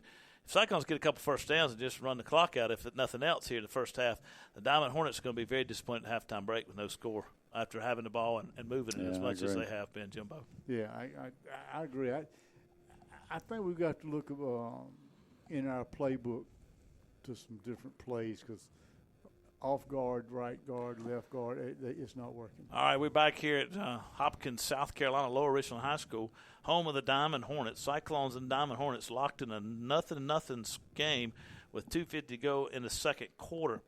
Cyclones have it spread out now. Darius Head in the backfield along with Zan Dunham. Coach Floyd called timeout, 1st down and 20 after the holding call. Dunham's in the shotgun formation. The Diamond Hornets are spread out a little bit more. It's going to be a Dunham run over the left side. He's calling his own number 20, 15-yard line. He's going to get close to the 20. Gets Another the holding. Penalty yardage back, but Jeff says there's laundry on the field. Holding on the Cyclones. They bumped 2 plays in a row. Cyclones hurting themselves here. They had a touchdown taken off the board due to a holding call. Now they backing themselves up into a deep hole with the holding calls. You know, it's interesting. We have this happen from time to time, but there are officiating crews that love to call holding. Well, let's just be honest. We could call it in high school. Well, you can call it in every play in the NFL, but in high school you could call it in every play. Every play. I think you have to. If it's an advantage, call it. If it's not, let it go. Let it go. Well, so it's 1st down and 20 again. Take Dunham's run off the board. I mean, but it's just interesting that some games you'll just rack up holding call after holding call after holding call. Same people block the same way the next week. You don't have a holding call at all. It's just interesting. Dunham in the shotgun formation, Heads back there with him, spread out offense. Takes a shotgun snap. He's going to try to throw downfield, and he gets the pocket collapse on him. He loses about 4 on the play, brings up 2nd down and longer. These folks are going to have to get – the Cyclones are going to have to get to the 30-yard line, and the ball is on their own 9 for a 1st down. Looks 21 yards, 22 yards. Who called timeout? There's timeout on the field. Maybe Lower Richland called timeout. We'll hold it here. 1:47 to go in the second quarter. Cyclones I was just thinking from a time of possession or from a coaching situation, maybe Lower Richland would let them run the clock on this play, and if they don't get it, call timeout, unless it's an incomplete pass, because they're going to get, if they hold us, they're going to get good field position. I mean, we're second and, and 22 half yards. a county. Second down and 22 for the Cyclones. We're second into here in Chick-fil-A. That's true. It's called out to another zip code. That's true. I was thinking more like the longer than the line at Cookout. It can be long. Good grief, that could be the longest line on the face of the earth. Goodness gracious. 2 or 3 deep. Ain't nothing like 2 or 3 deep, Jimbo. Cookout, man. People love them milkshakes. Where'd y'all see a cookout? That's right. Listen, you can be assured of this. You are going to find a gas station, Jimbo, QT or something like that on every trip. And Jeff's going to find a milkshake. Well, if he found a cookout, he did. I did. 160 flavors. Dunham in the shotgun formation, spread out. Takes a shotgun snap, going to run the option over to the right side. He's going to call his own number 10-yard line, 15. He's still on his feet, cuts back in the middle of the field, inside the 15 down to about the 18-yard line. The Diamond Hornets going to call timeout, 136, 135. They're going to let it run, actually, 133. So it's going to be third down and about 12 for the Cyclones. 1:27 to go in the second quarter, 0-0. And it looks like somebody called timeout here. We'll take it with them, and we'll be back. This is Cyclone Football on WRBK. Now, I don't understand. Did Diamond Hornets call timeout there, Travis? Yeah, because they're down to 0 timeouts now. Yeah. Well, how would you call timeout there? I guess you're going to try to make them throw it on third down and get an incomplete pass, maybe? Chester's not going to throw it. I wouldn't think so. I think you're right about that, Clint. I think you're going to see probably that same play we just did might be the other side, and try to let the clock run down and get it under a minute and then have to punt. Yeah, that's what Coach Floyd. I tell you what, the way this game started, I'm shocked. If we go in this halftime 0-0, I'm just shocked by this score. I'm blown away. Well, and given that both teams had it first at goal inside the other team's 10, you know, Right. I mean, really, Cyclones had it at the 7, and Diamond Hornets had it at the 8. 44 yards for the Cyclones. That's crazy, man. Who would have thought it? 500-something last week against Northwestern. 44 yards in a half. A half. We got Fort Mill type numbers. Hey, be careful there. I'm just saying. It's true. I'm just saying. It's true. Truth's truth. All right, we're back here at Hopkins, South Carolina, the Cyclones and the Diamond Hornets. We were just talking in the break. Travis Jenkins from the Chester News Reporter does a fantastic job. He's up here. He's giving us stats. And Cyclones have 44 yards of total offense so far. Zan Dunham takes a shotgun snap. He's going to throw across the middle of the field. That ball falls incomplete. Tries to hit Shadeem McCullough. He got hit as he threw it, but that ball was almost intercepted for a third interception of the night. Yeah, and that was number 9, Braylon Scott Joyner, Jr., 5'9", 200 pounds. 1:30 to go in the first half here. No score. Cyclones have it 4th down and a 12. And on the punt for the Cyclones is number 11, Henry Glenn. Ball's on the Cyclone 18-yard line. Glenn will be punting left to right. Deep to receive it will be the Lower Richland Diamond Hornets guy. And Glenn fumbles the punt, but he gets it off. He fumbles the snap, but gets the punt off. It takes a little bit of a Cyclone roll, and it's going to be stopped at the 30-yard line. So a net of 11 yards on the punt. But I don't know if that was a bad snap or Glenn just fumbled the snap. But whatever it is, it was disastrous for the Cyclones. It could have been worse, but it was an 11-yard net punt for the Chester Cyclones. It could have been worse, but it's also, it could be bad. The snap wasn't great. He didn't hold on to it, but it could be a wet ball too. Could be. Very well could be. I mean, all that there. So 1:25 to go. The Diamond Hornets have it at the Cyclone 31-yard line. It's time for this Cyclone defense, which has been earning its keep all season, to continue to do so here at the end of the first half and try to limit the points or keep no points on the board for the Diamond Hornets. Quarterback takes a shotgun snap. He's going to try to throw. Cyclones give him chase. Oh, Miss him in the backfield, and they got given up. Kajarius Jackson did not give up. He got up to the 30-yard line where he was tackled. They're going to spot him at the 29. No timeouts left for the Diamond Hornets. Yeah. 1:13 to go. And the Diamond Hornets are trying to get their guys on the field. That was a gain of 3. Good play. I'm telling you, number 5 says, please throw it to me. I'm wide open, and I got nothing but green grass in front of me. Diamond Hornets have 2 receivers to the right side of the formation, 1 to the left, running back in the backfield with the quarterback. Quarterback takes it. He's going to sling it across the middle of the field. That ball's caught at the 5-yard line. He's still on his feet. 2 Cyclones converge, missed the tackle. He carries it into the end zone. Touchdown, Diamond Hornets at the end of the first half. Pretty throw, pretty catch. Zeke Evans on the coverage for the Cyclones. He and Kamani Irwin combined to miss the tackle, and the Diamond Hornets score with 51 seconds to go in the first half. Take the lead 6-0 over the Cyclones. Tell you what, though, even if you get out of this thing, Coach Floyd, Coach Caldwell are going to be disappointed. But even if you get out of this thing 6-0, 7-0, on the kick for the Diamond Hornets, try the point after kick is up, and it is good. So it is 7-0. But if you get out of this thing in the first half, down 7-0, as poorly as you've played offensively, you got to be pleased and be okay with it. We'll take a break, and we'll be back. Cyclone football on WRBK. I'll tell you. It is number 18 is Journey Lucas, Jurnii. Jurnii Lucas, Lucus. Both of those are very interesting spellings. QB is number 7. That's Robert Adams. Yeah, man. Tough sledding for the Cyclones in the first half. Guys. Ooh, man, I tell you what, dude. We've had some opportunities, and we've shot ourselves in the foot. And of course, they have too. They've shot themselves in the foot. This could be a 14-7 first half game right now, but it's 7-0, and Cyclones are going to have 50 seconds to do something, and then they're going to get the ball to start the second half, and come interested to see how we regroup and come out. Holding calls, man, killers for the Cyclones. Mm-hmm. All right, we're back here at Diamond Hornets Stadium where A.J. Gonzalez is a run-up. It's going to be an onside kick, and it's going to high. Cyclones' Raphael Pendergrass is going to give chase, and he catches it as it goes out of bounds. Good play by Raphael there. I'm going to be honest with you. He's offsides.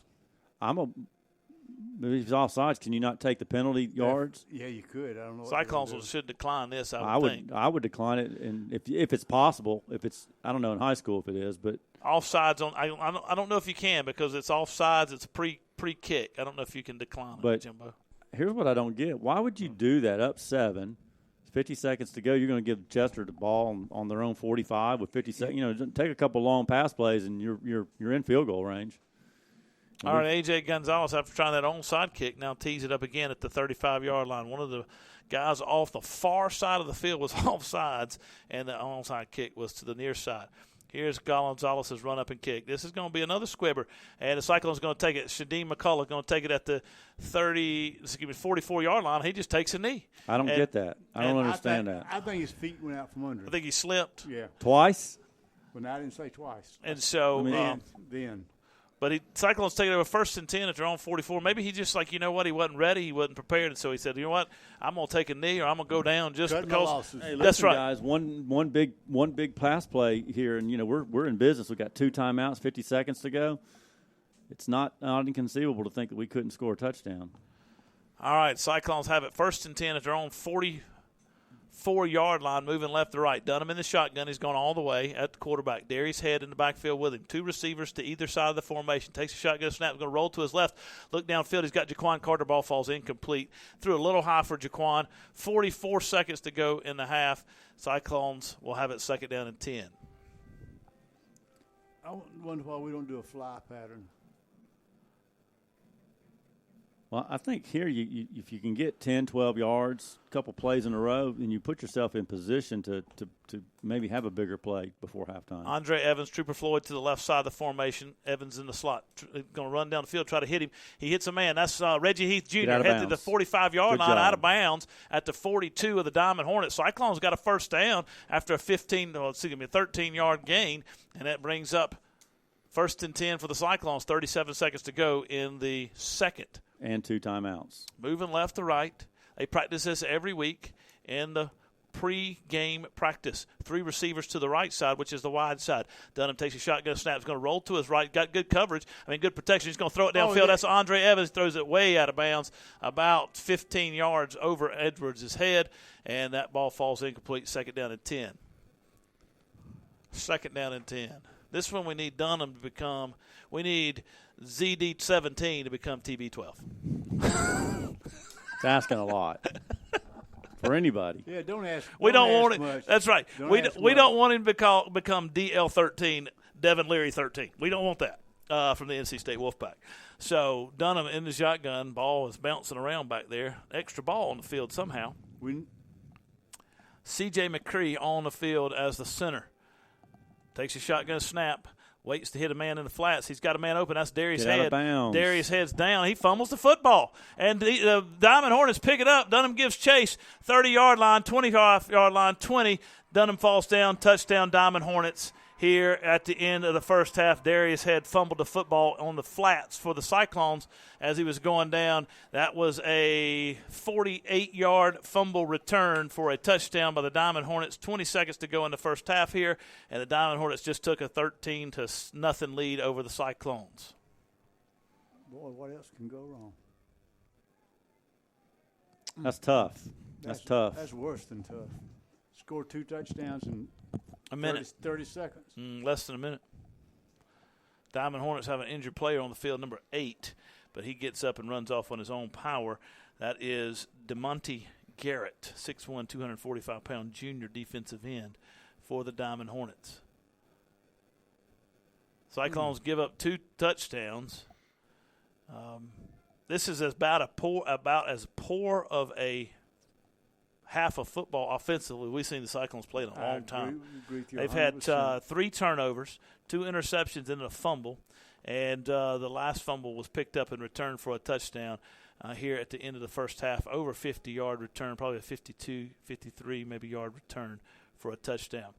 I want to try the extra point is number 99, A.J. Gonzalez, a 6', 220-pound kicker. And the ball's teed up at the 10-yard line. He's waiting on a snap. Got a good snap, good hold, kicks up, and it is good. So it's 14-0 with 20 seconds to go here in the first half at Lower Richland High School at Diamond Hornets Stadium. We'll take a break, and we'll be back. Cyclone football on WRBK. This is a region game, isn't it? Yes. Not good. Of course, it's not over. Tell you what, that first drive in the second half is going to be huge. Very, very big.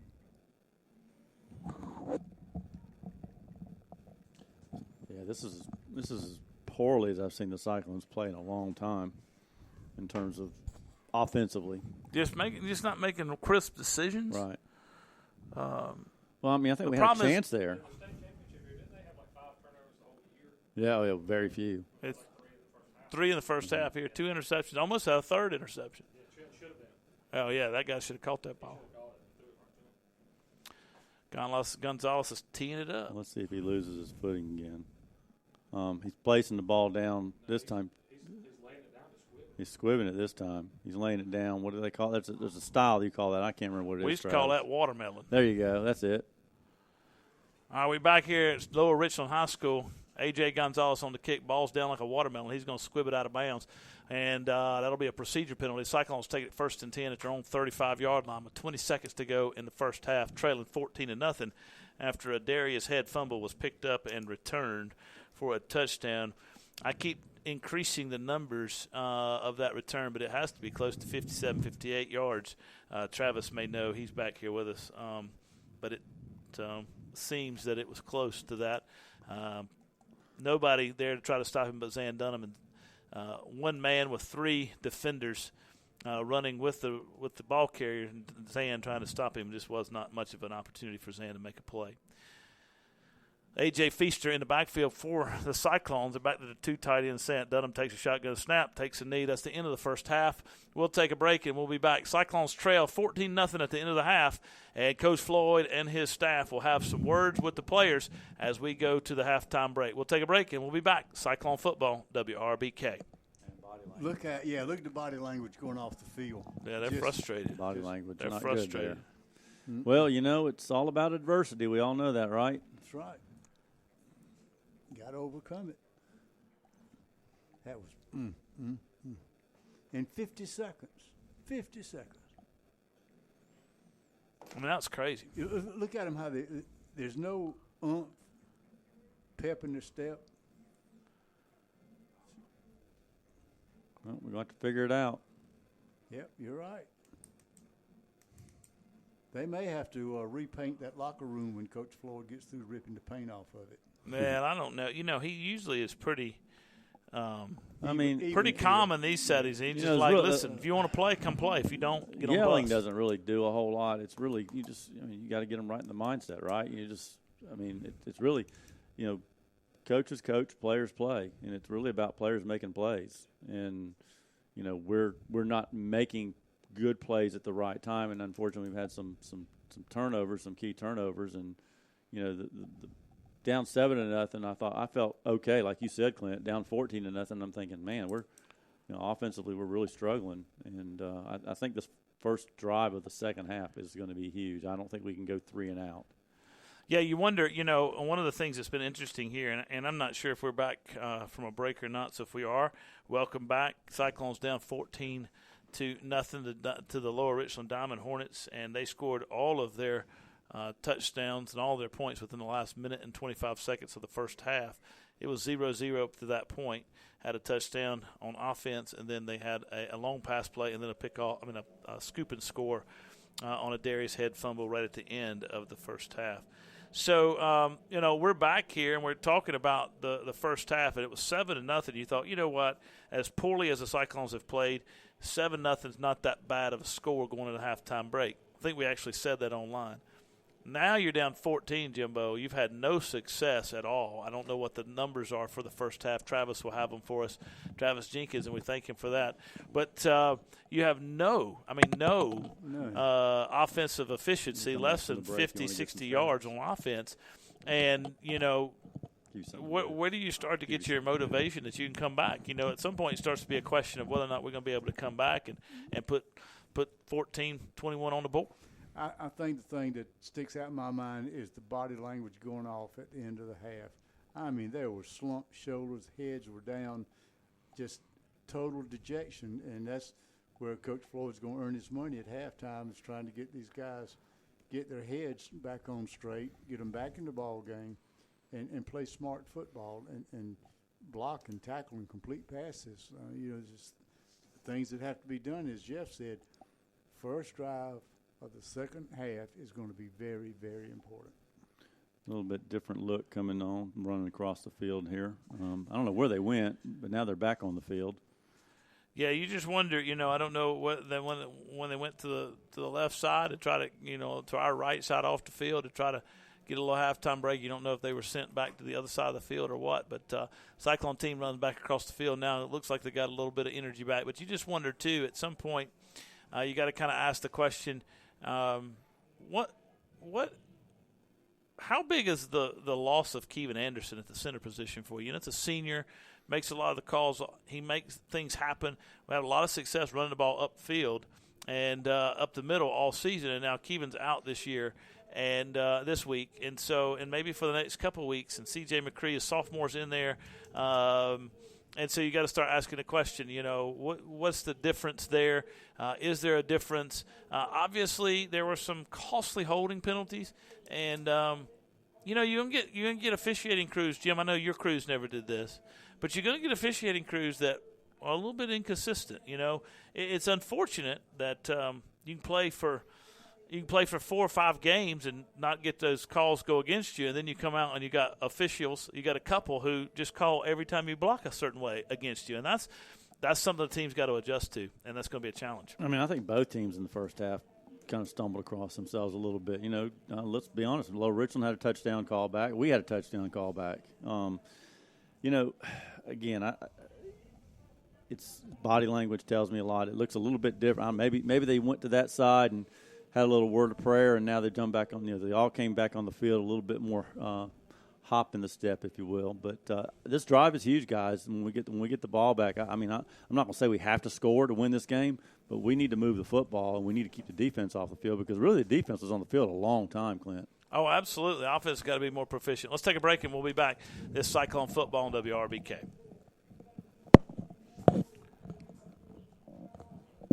Travis, I'm disappointed you're not going to Sheely's tomorrow night.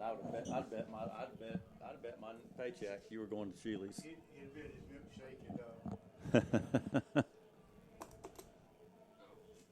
I mean, Jim, literally, if you're just on the podcast, Jim Fuller knows where every QT is in the entire state of South Carolina.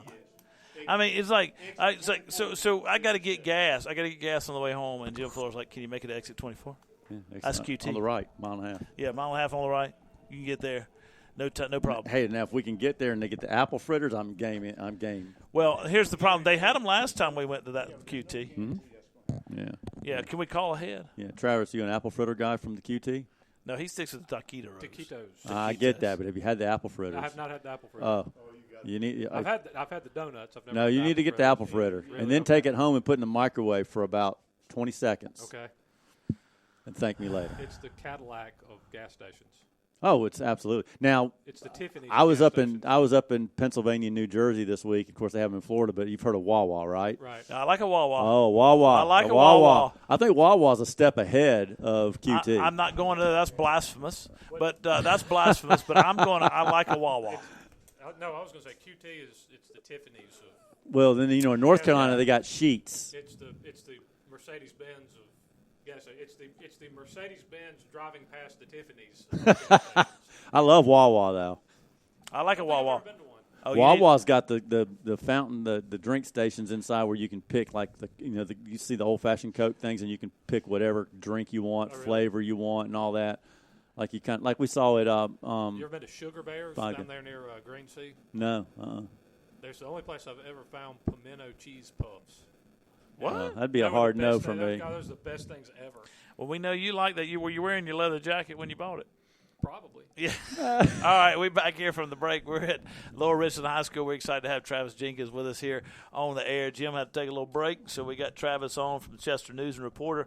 He made the trip down from from Chester to Lower Richland. He's got some statistics for us, but before we get into that, Travis, just kind of give us your overall impressions of the first half. I think you guys pretty well covered it. That's as about a bad an offensive half as I can remember from Chester in a while. Yeah. And you're missing a starting offensive lineman. There were a lot of flags thrown in the middle of the line, which maybe those things are related. But just the execution hadn't been there. Turnovers, which we were talking in the break. I think a couple of years ago when Chester won state, they had 5 turnovers the whole year, or 6. Not many. In 15 games, and we've got 3.5 tonight. And honestly, should have been a 4th. They dropped the flat dropped another interception. Yep, you're So right. Execution hadn't been there. They're essentially sticking 9 guys in the box and daring Chester to throw it, and the Sykes haven't been able to do that so far. And, That's right. And the other thing is, and you guys touched on this, Lower Richland's got athletes. So you just think, well, you maybe you don't win the head knocking contest inside, but you can run some sweeps and stuff. They haven't had success doing that either, because they've got some speed behind those big boys up front. I think their quarterback throws the football pretty well. He does. He spins He's it. got a really good arm, and Yeah. really good athlete too. Yeah. Now the touchdown pass he threw was beautiful. Yeah. And their receivers are long. They're lanky. They're long.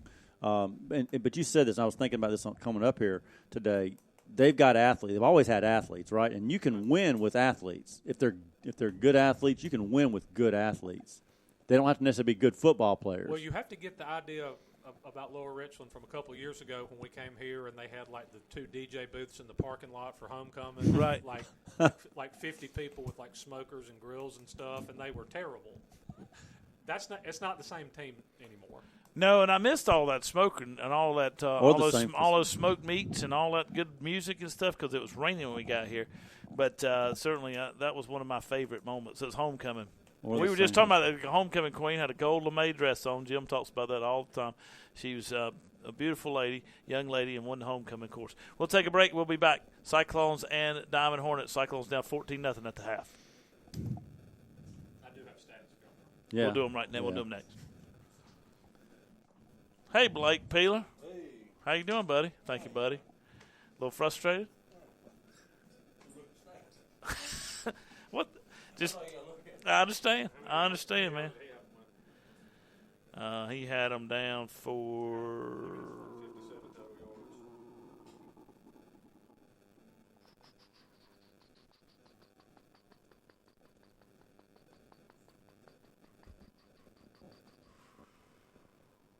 30 yards, 50 yards, 15. He got him for 17. He's got him for 64. You know what this whole pandemic done? What it's done I got for 59. for high school football this year is all the schedule changes, and just kudos to the coaches for being able to do all that stuff. But it's creating some really interesting matchups. I'm seeing South Point's playing South Florence tomorrow, and they're like both top 10. Yeah, Yeah, I mean, what a game that might be. Game of the week. Yeah, it's crazy. And, I will say it's hard. You kind of expect. I mean, unfortunately, the bad thing about this game for the Cyclones, this is a region game. Yeah. But when you have to change your schedule around, I mean, this is the fourth week in a row they've had to change their schedule around midweek.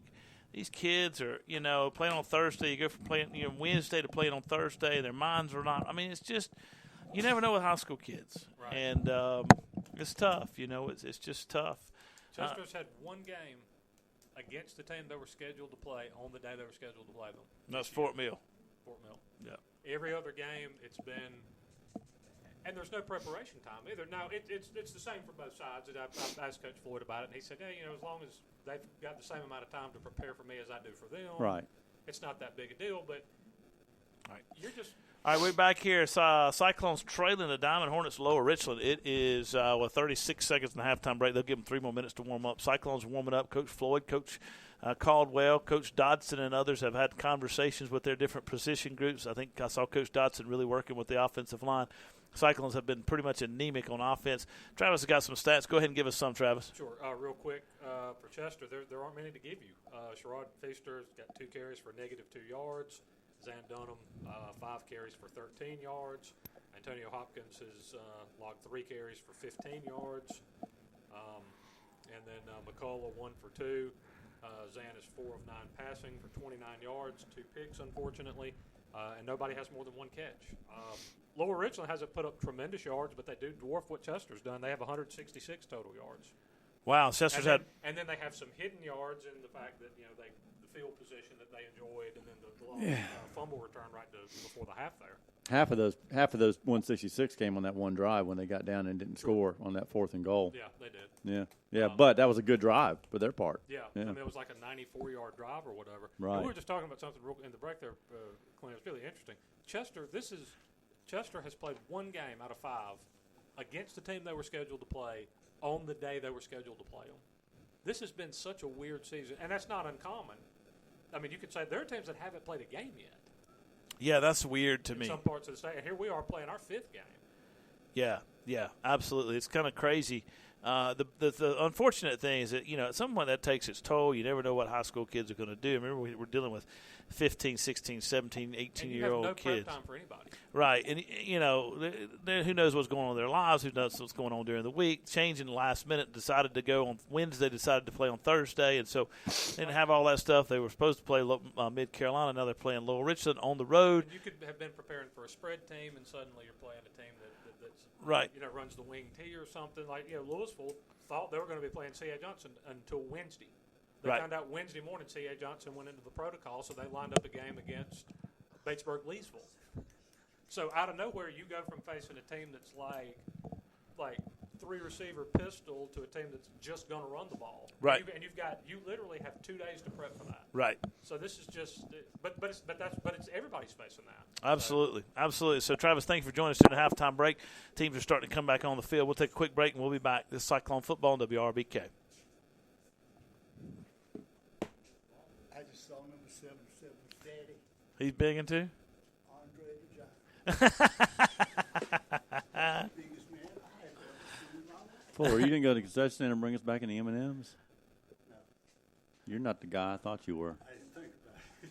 That's the only reason. You're not who I thought you were. He's better. I don't think they probably had him. I mean, Fuller shows up today. I mean, we were underdressed, you and me, Clint. Fuller shows up in his loafers. I mean, he and got his Hager slacks and look. The only thing he's missing is a penny in them loafers. or a top hat. I mean, he looks like I told you when he come in. They're like, that's the play-by-play man. Kind of looks like a bus driver too. I ain't gonna go that far. He's a little too thin to be a bus driver. I mean, we know that's true. Oh. So, but Cyclones down. It's they Did you got go up and push him? Yeah, Cyclones. I'm telling you guys, we need to score a touchdown here. We got to take the football and score. I think if we can get a drive, they've also had a short field. Oh, absolutely. Cyclones got to do something right here. They got to come out with a little fire in their belly. You take away that one long drive they had, and I think every time they started possession that was just on the other side of the 50. How many yards did Just have, Travis? 59. 59 yards. And a half. That is ridiculous. Tell us how you really feel, Jim. I am. Cyclones not been very efficient. Oh, excuse me. Okay. They have not been very efficient. They haven't been anemic on offense. We'll see what they got. Antonio Hopkins and Kamani's behind the back to receive. I was watching this guy kick off, doing kickoffs in a warm up, and before the second half started, and a lot of them were kind of that squib kick. All right, we're back here at Diamond Hornets Stadium. Cyclones and Diamond Hornets getting ready to start tonight's second half here. Cyclones down 14-0. Here comes A.J. Gonzalez with the punch kick for the Cyclones. Antonio Hopkins falls, and he picks it up. He's going to get to the 30-yard line after picking it up at the 20, but fell before he got the ball. So he was able to get up and run, and he got to the 30-yard line where the Cyclones will put it in play. 1st and 10 here to start the third quarter. Down 14-0. Uncharted territory for the Cyclones this season right here. I think I'd like to see a little bit of Shadim McCullough. He hasn't really carried the ball that much today. He's only had it twice, and he was able to gain 2 yards on that one rush. Cyclones start the game with 2 receivers to the right side of the formation. Ball's on the right hash. Dunham in the shotgun with a running back in the backfield with him. Waiting on the shotgun snap, tight end on the left side. Takes a shotgun snap, hands it off up the middle, this time to A.J. A.J.'s going to get to the 31-yard line and get driven back by number 15. That's Tedrick Brunson, the junior linebacker, junior safety, after a gain of 1, maybe 2 on the play, brings up 2nd down and 8. Tell you what, 15 was pretty active in the first half. I believe he had a hole to the right there. He cut back up in the hole upfield, and I think if he cuts outside, he might have picked up a few more yards. But it's easy for me to say that from up here, not down there. Kyan Kennedy on the left side of the offensive line at the tight end position. Takes a shotgun snap, hands it off, fakes the handoff. Zan calls his own number. He's going to get to about the 34-yard line. He gained 2 on the play. Brings up 3rd down and long for the Cyclones here. 11-14 to go in the third. Down 14-0. Cyclones kind of starting the second half where they ended the first, really struggling to move the ball offensively up the field. The Diamond Hornets are putting 8-9 men in the box and saying, Cyclones, you better do something throwing the ball down the field. We're not going to let you run on us. They got 4 down linemen, and then they're bringing up linebackers and safeties as well close to the line of scrimmage. Dunham in the shotgun formation. He looks to throw outside. He's got a man, A.J. Feaster, out there. Feaster's at the 35-yard line. He's going to fight hard to the 38, but he's going to get 2 yards on the play. Brings up 4th down and 4 for the Cyclones. They'll be punting here to start the second half. Cyclones did a little swing pattern there to A.J. It was a good catch, but the Diamond Hornets closed in on him quickly and swallowed him up.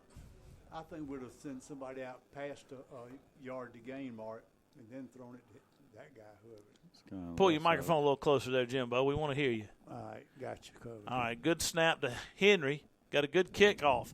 That's a good high kick. Going to hit it to the 28-yard line of the Diamond Hornets. Take a Cyclone roll inside the 20, bounce back to the 20 where the Cyclones will down it. Good kick by Henry, flipped the field position, so it brings up 1st and 10 for the Diamond Hornets from their own 21-yard line. Henry's been kicking good tonight. Henry kicked the ball well. One bad punt down here, but other than that, he's punted well. I believe that was a snap issue and a wet ball, right. maybe. Yep. But other than that, he's done really well. He sure has. So the Cyclone defense comes on the field to start the third quarter here with 10 minutes to go in the third.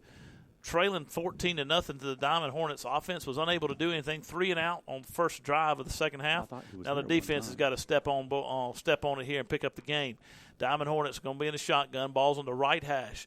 2 receivers to the left side of the formation, tight end on the left side as well. Takes a shotgun snap, going to hand it off to his running back across the right side. Cyclones give chase, but he's getting forward. 30-yard line, breaks off a few tackles. 40, 45, 50, 45, 35, 30. Cyclones give chase, 25, and Reggie Heath Jr. tackles him at the 15-yard line. That was a big-time run of, 35 and 30, so it was at 65 yards, but there's going to be a holding call here at the 41-yard line of the Diamond Hornets, so they'll back them up 10, and they'll play it 1st and 10 for the Diamond Hornets there. That's tough. Thank you for miracles. Cyclones, unusually, are seeing a team that can get outside of them right now, Jeff. Unusual run lateral on the Cyclones, but Diamond Hornets are able to do it. Hey, listen, they came in the game 3-1. They lost to AC Flora last week, which AC Flora is one of the top 4 or 5 teams in the state, period, regardless of classification. These guys can play. They're good. They're real good Very good. and putting up some major points. I've been impressed with them. And their defense is obviously stout. They held everybody to one score in their 3 wins all season. So he got a first down, but instead of getting down to the instead of a 65-yard run down to the 15-yard line of the Cyclones, it's only going to count as a 21-yard run and then a 10-yard penalty that backs them up to the 31-yard line. So the Diamond Hornets put it first and 10 at their own 31-yard line. Cyclones have 4 down linemen, moving Raphael Pendergrass into that middle backer position along with DJ Stevenson and number 16, Antonio Hopkins. Maurice Feaster in the backfield as well of the secondary. Cyclones, the Diamond Hornets handed off Cyclones with a big chunk yardage here against the Cyclones. He's over the 40 to the 41-yard line, where the Cyclones finally tackled him for a gain of 11 and a first down for the Diamond Hornets. Tell you what, number 77's eating up a little. He's eating up some people right now. Yes, he is. How many points did they score against AC Flora? 7. And how many AC Flora scored? 31-7. I mean, AC Flora is good, guys. I mean, Oh, yeah. they're top 5 team. Ball's on the 42-yard line of the Diamond Hornets. Quarterback has a fumbled snap. Got a flag on the play. How big did you say 77 was? 6'8", 350. 5-yard penalty motion on the Diamond Hornets. So they'll put it in play first and 10. Oh, and he's probably 15 or 16. First and 10, ball's at the 37-yard line. Diamond Hornets wearing black uniforms, moving right to left. 8:45 to go in the third. Clint Davis, Jeff Kerr, Jim Fuller bringing you the game tonight. Diamond Hornets with a 14-0 lead over our Cyclones. Takes a shotgun snap. Quarterback does, hands off his running back over the right side. He's got a train of linemen in front of him, and they're just pushing the Cyclones back. There's Another flag. They're getting 15. I mean, they're getting 5 yards on the block every time, and so he gained 10 yards on the play. Sideline warning on the Cyclones. So his gain 10 on the play brings up second down at 5, and the linemen are getting a 5-yard push every time, Jeff. Yeah, the running back didn't get hit. I mean, they get a hand on him until he's 5-6 yards down the field. Cyclones missing Tim Brown in that secondary. I mean, in that linebacker crew. Jalen Moss has not played a lot. He's been out. He's been on quarantine, so he hadn't had a chance to do a lot of practicing. He just got back. And so we hadn't seen much of him tonight either on the defensive side of the ball. Takes a shotgun snap, hands it off to his running back through this time, and there's Maurice Feaster who made a stop after a gain of 3 on the play, and that brings up 3rd down and 2 for the Diamond Hornets. I would not be surprised here if Lower Richland made this 4-down territory if they don't get this. With that big line, wouldn't you? Number Jeremy Barney, number 12, the running back, is the workhorse so far on this drive.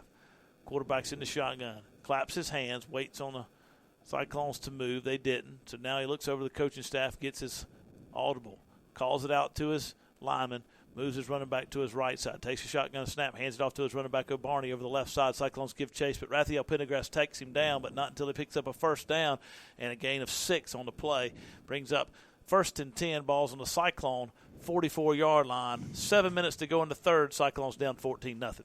Lower Richland driving here to start the third quarter. Cyclones have had no answer for this running attack of the Diamond Hornets here in this second, well, really since the middle of the second quarter. Quarterback's in the shotgun. 2 receivers to the right side. They're tight. Ball's on the left hash. Takes a shotgun snap on a delay handoff to his running back Barney. He cuts over the 40-yard line, 35-yard line, inside the 35, down to about the 34. First time he was touched when he got 9 yards. He at the 36. Picked up 11 and a first down. 6:22 to go in the third, and Diamond Hornets are able to get big chunk plays right now. 10 yards a pop. Barney. He's moving to the right side of the quarterback in the backfield. Quarterback's number 7, Robert Adams. Adams has got 2 men lined up to his left side, tight end on the right side of the formation. Delayed handoff again. Cyclones give chase. They catch him in the backfield. DJ Stevenson does, along with several other Hornets, and they take him down for a loss of 1 on the play. Brings up 2nd down and 11. Good stop in there by DJ Stevenson and Raphael Pendergrass. Raphael comes out of the game. Darius Head comes in. Cyclones bring a 4th defensive lineman into the game. Diamond Hornets lined up. Coach Caldwell trying something a little different here. See if he can't stop this running attack. Running back to the left of the quarterback, that's number 5, Lamarian Pearson, who's to the left as running back. He gets the handoff, runs to the right side. There's a good play. stop back there by Antonio Hopkins. That's huge. Delayed blitz there. He came from his linebacker position. I don't know if it was a delayed blitz or he just read the play well, but whatever it was, he made a stop in the backfield for a loss of 4. 5 minutes and 18 seconds to go in the third. Diamond Hornets up 14-0 over the Cyclones. Third down and 16. Balls at the 41-yard line of the Diamond Hornets. Huge play by Hopkins there. Quarterback looks over his offense. He's making a hand motion to the coaching staff. They're going to signal in a play. He's going to go up under center right now. 2 receivers to the right side of the formation, running back in the behind him. He sends a man in motion from left to right. It's under center, takes a shotgun snap, hands it off on a dive play up the middle, and he's got some running room. 35-yard line, 30. Cyclones hit him hard in there. Kamani does, along with number 9, A.J. Feaster, and it looks like number 18, D.J. Stevenson. He picked up about 7 on the play, brings up 4th down and 9 or 4th down and 8. Diamond Hornets have a decision to make. I believe it's an easy one. I think they're going to go for it. They're going to go for it here. They're signaling their play call in. 4:28 to go in the third, up 14-0. 4th down and 9 for the Diamond Hornets here. They got to get inside the Cyclone 25-yard line. Ball's at the 34. We'll see what they do here. Takes a shotgun snap. Left side jumps. The Cyclones give chase, and they stop the running back over the left side. Darius Head out there along with number 15, Maurice Feaster. Maurice is a little slow getting up, but they make the stop, and they take the guy down after a gain of 1 on the play where the Cyclones will take it over 1st and 10. Now, that might be a momentum changer there for us, Jeff. Yeah, we needed that big time. I didn't like the play call from an offensive perspective. I thought that was a little conservative, but maybe that was intentional.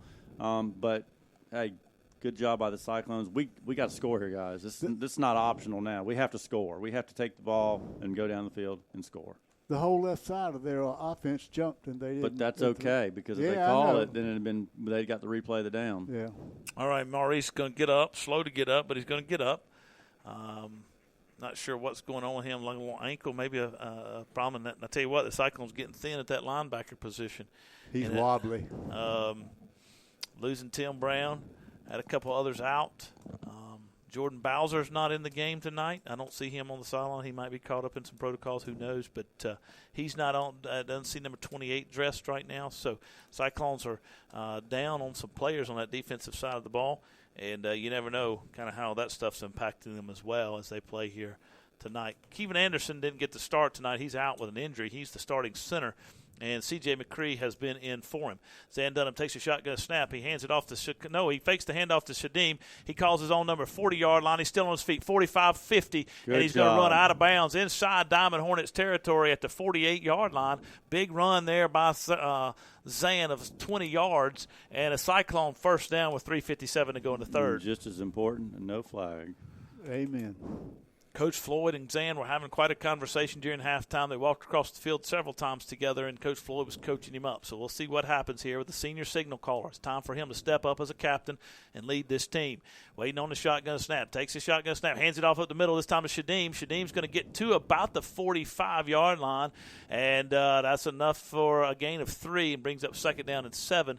And my man Travanti getting up off the bottom of the pile. Travanti Weldon, the sophomore, right tackle.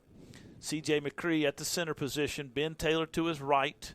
Looks like going to be K.C. Carter to his left, or Jordan Land to his left. Demorius Thompson to the left tackle position, and Weldon at the right tackle position. Dunham takes a shotgun snap. Ball's on the ground during the mesh point, but Dunham was able to fall back on it, and the Diamond Hornets read that when they were in there before Zan had a chance to make a decision. 3 minutes to go in the third, and the Diamond Hornets just blew up that play, Jimbo. Yes, Loss of 4. It was like a Chinese fire drill back there. Everybody was, who wants it? I want it. You got it. Loss of 5, actually. Third down and 12 for the Cyclones here. Ball's at the 50-yard line, moving left to right. Diamond Hornets stay tight to the line of scrimmage. They're ready to make a play. 3-3-5 defense, cheating up those safeties as well. Zan's going to roll to his right, gets a good block by Jordan Lamb. He's going to try to run back to his right, and he's going to get to the 45-yard line. If he cuts to the outside, I think he gets about 10 more yards maybe. Yeah. But he cut up, and so it brings up 4th down and 6 for the Cyclones, maybe 4th down and 7. I'm going to be honest with you. I think you have to go for it here. I mean, the defense been on the field a long time.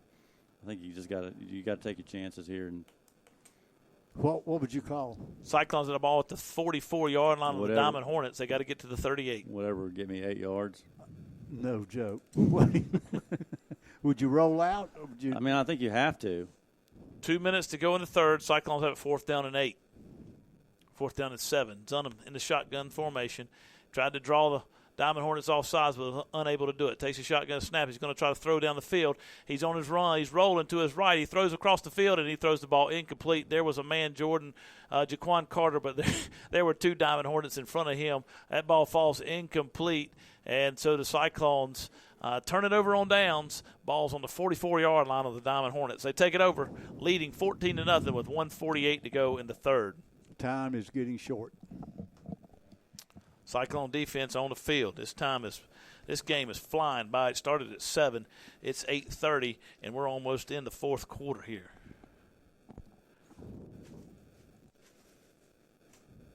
$1:48 to go in the third. 14-0 Diamond Hornets. Clint Davis, Jim Fuller, Jeff Kerr, Travis Jenkins in the booth with us as well, calling the game from Hopkins, South Carolina. We couldn't find anywhere to eat. We had to eat in the car. Big T's. That just started our night poorly, and that might have been the jinx that we didn't need. Quarterback in the shotgun, running back to his left. That's number 12, Barney. Waiting on the shotgun snap. He fakes the handoff. DJ Stevenson comes in and hits him hard as he throws it down. He's got a man wide open, and it falls incomplete. Cyclones cheated up on that play and bit on the fake. The safety did, and the receiver, McKee Kempfield, got deep, but ball was just out of his reach. Cyclones dodged a bullet there. I tell you what, that was an impressive throw from that young man. Robert Adams. That was 40-some yards, wasn't it? As he got hit. In the air. Never could really throw a football a long way. You? Yeah, I didn't have much of an arm. Never really worked on throwing, though. I didn't play baseball or anything, so. And I obviously don't have the body type to be a quarterback. I'm just going to throw that one out there. 1:42 to go in the third. 14-0 lead for the Diamond Hornets. This one gets handoff at the middle. Cyclones stuff him in the middle. That's Antonio Hopkins and several other defenders. And I'll tell you why this Cyclone defense has been stingy tonight. The offense just hadn't been able to get anything done. In the hole there for the Cyclones, number 38, Trajan P., along with number 16, Antonio Hopkins from his linebacker position. 3rd down and 10. Diamond Hornets content to let the clock tick off. Up 14-0, 1:18 to go in the third. Cyclone defense trying to bow its back a little bit here against this offense of the Diamond Hornets. Cyclone offense just has had no success and killed itself with some penalties and some turnovers in the first half. And they're trying to right that ship here in the second half, but they have been unable to really mount anything other on that the 2 possessions they've had. Cyclones give a screen pass. They give chase. Here's the running Nice back. Oh, Good, man, what a play. good open field tackle by number 9, A.J. Feaster for the Cyclones. He makes the stop. Tell you what, Lower Richland did a good job of setting that play up. It was just a great play by Feaster. Jeremy Barney over the right side on the screen pass. He gained maybe 1 on the play, brings up 4th down and 9 I think they're going to let the clock run out. for the Diamond Hornets. That'll be the last play of the third quarter, I would imagine.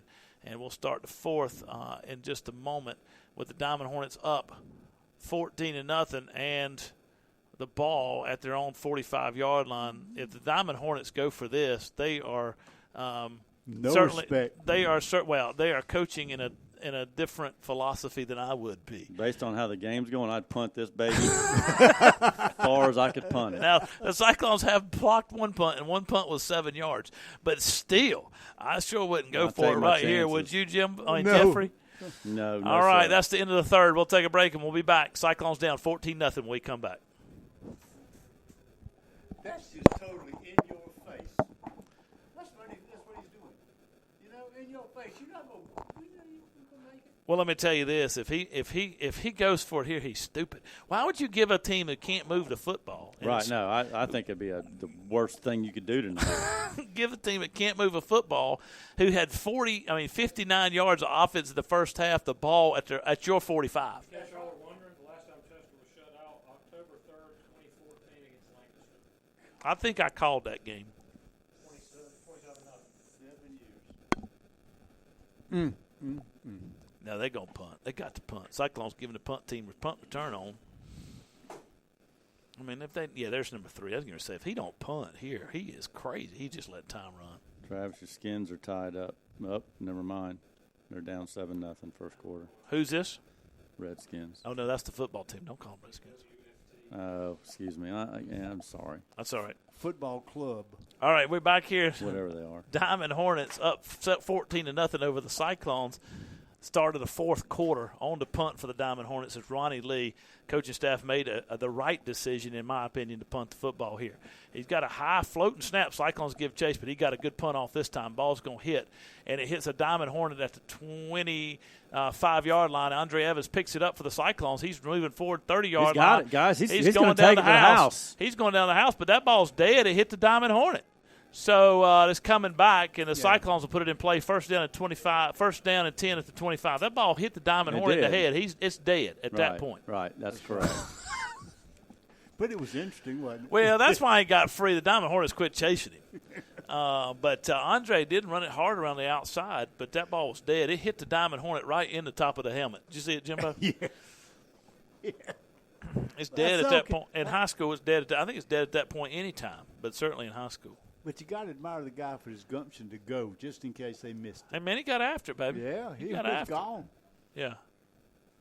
Now here's the beauty. Here's the great thing I've seen so far tonight.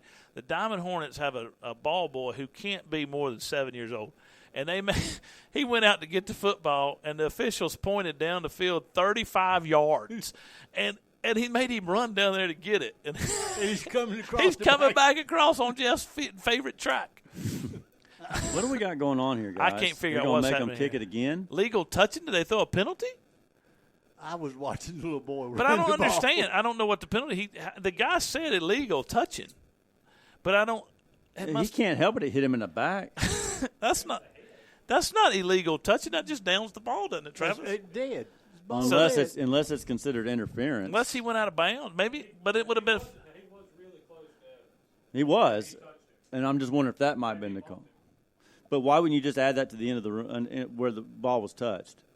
Well, I mean, how much is the penalty yards? I mean, they're lining up to kick at the 35-yard line, and the ball was at the 44. Of course, what I would do here is I like our chances to block a punt again. Oh, well, Coach Floyd may have said that. Might have said, let's take the penalty and make them re-kick. Come on, Maybe guys, it's his figure option. it out. It's really not hard. It's not rocket science. Figure it out.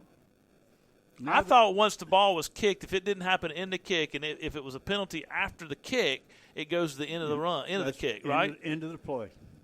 Once it's kicked. Yes. And I didn't think it was illegal. But it was dead because it hit him in the head. I thought that was just it was dead. What are we doing here? I mean, all play ceases then. But then why wouldn't you just add it to the right? Right, because it's been punted. Ball changed possession at that point. Once they punt the ball, it's a change of possession, isn't That's it? right. Yeah. Poor referee's having trouble moving around. He didn't eat one too many meals at Big T's. No, he got arthritis in his knees. He needs some of that. He needs some of that. He needs a mixture of the sweet sauce at Big T's And with the the hot- and the hot sauce. That's right. Yes. Oh, here we go now. What? And the Diamond Hornet fans are a little confused, as we are, and they're voicing their I'm frustration. big time confused because I'm still trying to figure out what they're doing here. I have no idea. Looks like they're going to kick it from the same spot again. That don't make no sense. Did they have an inadvertent whistle? But even still, you should have had the ball. I'm so confused. All right, let's just block it here, and then we'll make them even more madder. I mean, what? Jimbo, I'm totally you got to confused. defend your people out here. No, not that crew. 11:45 to go in the fourth. We're so confused here. Cyclones down 14-0. Diamond Hornets punted it, and we thought it was down. They've somehow got to go back and punt it from the exact same position with some kind of no explanation up here from the officials. So now the Diamond Hornets get a slow punt. Cyclones give chase. That's going to be a 15-yard penalty on the Cyclones, roughing the kicker, and that's going to kill us. So it's going to be an automatic first down for the Diamond Hornets, where they'll put it in play 1st and 10 inside Cyclone territory. That's tough. That's a tough break right there. They said running into. That's a 5-yard penalty. Running into? No, what I saw, he decked him. What I saw, he about took his leg off. He just said running into. Well, that's okay. I'll take that one too. If it's a 5-yarder, kick again. Oh, they ain't gonna kick. I don't know what they're gonna do. It's 4th and 4 at that point. We can probably go for it if 5 yards. No, they're moving it. That's They're going to add it to the end of the kick. Yeah, that was real McCullough right there. I am so confused. I don't even know how the ball got spotted at the 40-yard line. No, I don't understand. The ball's supposed to be dead down here. Travis, you're going to have to get an explanation for that one for us. Listen, this is an arbitrary spot. Nothing arbitrary. No, it's a 15-yard penalty. It was a roughing the pass. It was roughing the kicker 15 yards. So then they had the ball at the Cyclone 40-yard line. Cyclone defense on the field. That's a killer right there. Cyclones had the ball inside at the 30-yard line, and then they somehow took it away from them. And now we got a holding penalty on the Diamond Hornets. Hey. Back them up 15 yards. Referee threw that one.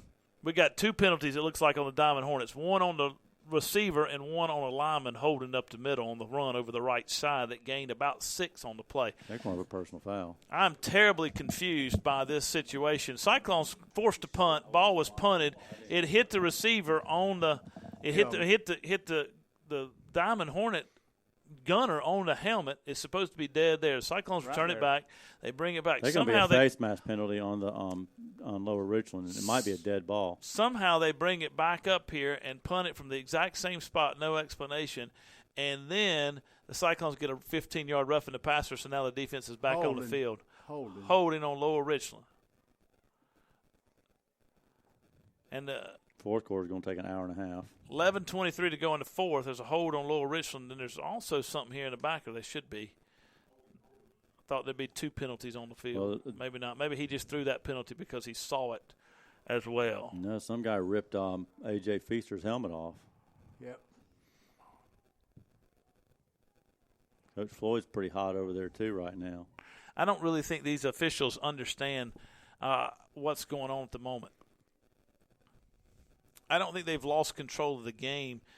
I think they've lost control of understanding the rules of the game. Now, wait a minute, boy, the stick's over here. Oh, they got a personal foul face mask, so it's a 25-yard. I told you it was a dead ball. So 25-yard penalty on the Diamond Hornets. Back them up inside their own 40-yard line. I'll tell you what, that dude carrying the football, the referee marking it off, I'm pretty sure I could outrun him backwards. I'm 59. So I tell you what, you got my money, Jeff. 11:23 to go in the fourth. We're trying to figure out what's happening here. It's been a crazy 4 or 5 minutes of action here. It's only accounted for 13 seconds of game time. 14-0 Diamond Hornets. They had the ball at the Cyclone 40-yard line after a 15-yard penalty on a second punt from the exact same location, which we don't understand. Right, then they got a 25 yards of penalty on a 10-yard holding penalty and a 15-yard personal foul penalty. They have it first down in a really long way. They set up the screen pass here to the running back over the left side. Cyclones give chase. They take him down. That's Raphael Pendergrass, who stops him after a gain of 6 on the play. So that brings up second down in a really long way. The scoreboard says second down at 28.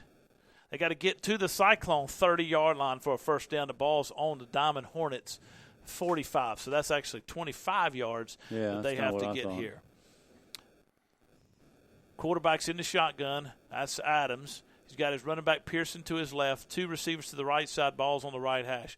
Waiting on the shotgun snap. They're going to pull everybody to the left side. And Antonio Hopkins saw that coming from his linebacker position and took Pearson down in the backfield for a loss of 5. So it brings up third down and a ride to Fort Jackson. The biggest problem we got right now is the clock. Down 2 scores and clock's running. And, if Lower Richland's smart about this, they're going to try to take it down to the the last second and snap the football. 10:20 to go in the ball game. Lower Richland up 14-0, third down in a really long way. Third down at 30, and the coaching staff, you don't really have a play for this, so they're just calling in whatever play they can come up with. I imagine they'll try to run it. Ball up 2 scores. 3 receivers to the right side of the formation. Quarterback sends a man in motion. Nope, he goes back to his position. Cyclones bring a blitz up the middle. And there's Jordan Bowser. I called him, and he came up for us here. I said I hadn't seen him do much. He comes on a blitz right there and takes him down for a loss of 4 on the sack. So it brings up fourth down and 40 for the Diamond Hornets, up 14-0 over the Cyclones.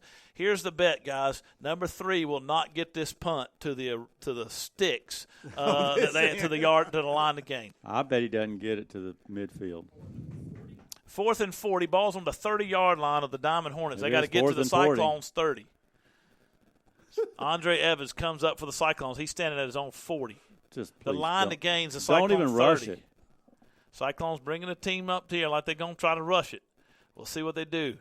Back to punt is number 3. He got a good snap. This is a good punt here, and he punts it, and Andre gets out of the way, and it's going to roll short of the line to gain. And so thank you, milkshakes on Jeff when we take a break. Cyclones up. Hey, Cyclones down, I should say, 14-0. They get the ball with 9 minutes to go in this one. You stop. I'm buying. Hey, look here. Somebody just sent me a text and said, I don't have the body type for quarterback. My friend Jackie Pemberton sent me a text, said, your legs are too short to be a quarterback. Thank you, Jackie. I thought that might. You said that. I thought it might be your dad. No, my dad told me, son, he never gave me any delusions of grandeur. Son, you're not quite fast. You need to be on the line. Zan Dunham in the shotgun formation. Takes a shotgun snap, hands it off to Shadim McCullough. No, he calls his own number. He's not going anywhere. God, He's just going not to lose. there. He's going to lose 2 yards on the play. Brings up 2nd down and 12 for the Cyclones. 8:50 to go in this ball game. Cyclones down 14-0. Cyclones going to have to do something to try to open this up. The running game's not there tonight. The Diamond Hornets have a great game plan, and they're playing hard up front, and they're stuffing that run. Dunham in the shotgun formation. Rolls to his left to try to throw downfield. He's got some guys coming open. He throws high. That ball is almost intercepted by number 14 from his safety position out there, and Dunham got hit. Alex Moore broke up the pass. Dunham went down, but there was no flag on the play. So the Cyclones have it 3rd down and 12, balls at their own 37-yard line, moving left to right. 8:34 to go in this ball game, down 14-0. Starting to get to a point where they've got to pick up this first down here, men. Yeah, I mean, it's clocks are Enemy right now. Yeah, thank you, Jim. Don't we have a slant play or something like that instead of a sideline play? We hit him on the slant and let him go? Or Well, I'm sure we do. It's just got to be there, and it's got to be available, and we got to be able to hit it and execute it. And he really probably doesn't have much time to throw in the pocket, but it's got to be quick, whatever he does. That's right. Kennedy in the tight end position. Dunham gets shotgun snap. He's going to roll to his right. He's going to try to throw downfield. He's got a man open, throws the ball out of bounds, tried to hit Jaquan Carter. That ball was about 3 yards out of bounds. Dunham kind of floated it with him as he rolled that way, brings up 4th down and long for the Cyclones here. I don't know that you got a choice. I think you have to go for it. No, I think you do. I think that in a region game. I'm not sure in a non-region game you might punt it and go on, but in a region game you got to try to pick up this yardage here. But the Cyclones are going to punt, going to bring Henry Glenn on. I guess Coach Floyd's taking his chances. He doesn't want to put his defense in a tough spot by potentially turning it over deep inside his own territory. So Glenn's on the punt for the Cyclones here. He got a good snap. It was to his right, but he fielded it well. Now he's got a good punt off. Hits at the 40-yard line, takes a huge Cyclone roll. 35-30. He's going to roll inside the Cyclone 30, be stopped by Jordan Bowser there and down by Shadim McCullough at the 29-yard line where the Diamond Hornets will put it in play 1st and 10. Cyclones offense has been completely ineffective tonight and unable to really get any kind of momentum going. They had an opportunity that they squandered in the first half, had a touchdown taken off the board due to a holding call, had several other costly holding calls, and then 3 turnovers in the first half. One of them turned into 6 points for the Diamond Hornets, and really the Cyclones are in the position they're in because they shot themselves in the foot. 88 yards of total offense through 3.5 quarters, almost 3.5 quarters. 29-yard line. Diamond Hornets put it in play 1st and 10, moving left to right. Takes a shotgun snap, hands it off up in the middle, and the running back runs free, breaks free several Cyclone tackles. Cyclones trying to get the ball out. Ball's out. The ball's on the Cyclones ground. Cyclones recover the football. That ball was ripped out of there by number 9, A.J. Feaster, and he said he was down. Are you kidding me? No. The line judge is saying the runner was down. No way. No, ain't no way. That's right. Our head coach is not happy, but The LR head coach is not happy. No, he's saying he was down. He's pointing down, bringing the Cyclone defense back on the field. I saw him strip the football. Wow. Oh, The line judge called him down, Jimbo. That was a bad call. Woo. Second down and 8. Cyclones down 14-0. Diamond Hornets have it second down and 8. They've got a couple breaks to go their way here in the fourth quarter. One was a punt, then this situation here. That ball's on the ground. Cyclones go pick it up here. Get on the Jarius football. Jackson is trying to find, and he tried to pick it up and run to the end zone, and the ball fell loose, and the Diamond Hornets recovered it inside the 20-yard line down about the 18-yard line. Golly. Just fall on the football. I get you trying to get scoop and score, but just fall on the football. Second break gone to Cyclone. That's the third big break that's gone the Diamond Hornets' way here in the fourth quarter. 7:15 to go in this one. They're doing everything they can to help us. Diamond Hornets up 14-0, getting some big breaks here. 2 balls. One was a fumble, but he was ruled down. The second was a ball that was fumbled, and the Cyclones were unable to pick it up and run it into the end zone, and the Diamond Hornets were able to recover it. Quarterback's in the shotgun now. He's got 2 receivers to his right side of his formation. Third down and long. He hands it off to his running back. No, he calls his own number over the right side. Cyclones give chase. They take him down. They're trying to strip the football, and he goes down. The ball brings up fourth down and long for the Diamond Hornets here. Well, 6:45 to go in the ball game. Cyclones are going to should have pretty decent field position. My guess is somewhere around midfield, but they're going to have it with probably less than 6 minutes to go. And we got to score twice. So we're going to have to throw the football.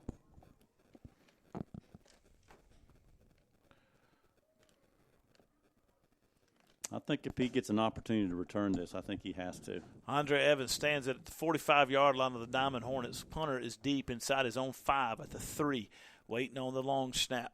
I'll take a snap that rolls back to him, and he has to down it. 6 minutes to go in this one. Cyclones down 14-0. It's a high snap, and there's a hold coming off the left side there. Cyclones had good rush, and Andre Evans picks it up at the 45-yard line, 40. He breaks free. He's still on his feet, 40-yard line, inside the 40 at the 38-yard line. All right. Where the Cyclones will put it in play. 1st and 10 with 5:53 to go in this one, down 2 scores. We got to do something here. No doubt about it.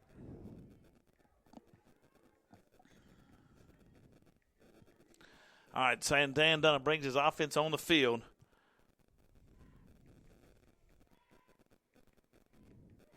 What are we going to do? Who are we going to throw it to?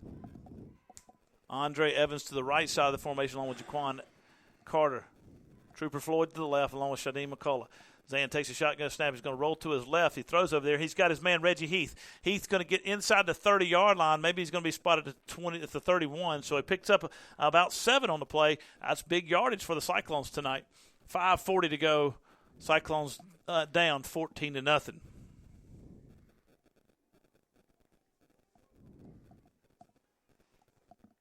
All right, at least they didn't hurry up. Let's go. Dunham in the shotgun formation, takes it. He's going to roll to his right, look down the field. He's got a man, Shadim McCullough. There's McCullough, 20-yard line. He bounces off a guy, and he gets inside the 15-yard line for the Cyclones. 1st and 10, ball in the Cyclones. It's ball at the Diamond Hornets 15. Cyclones down 14-0 with 5:12 to go in this one.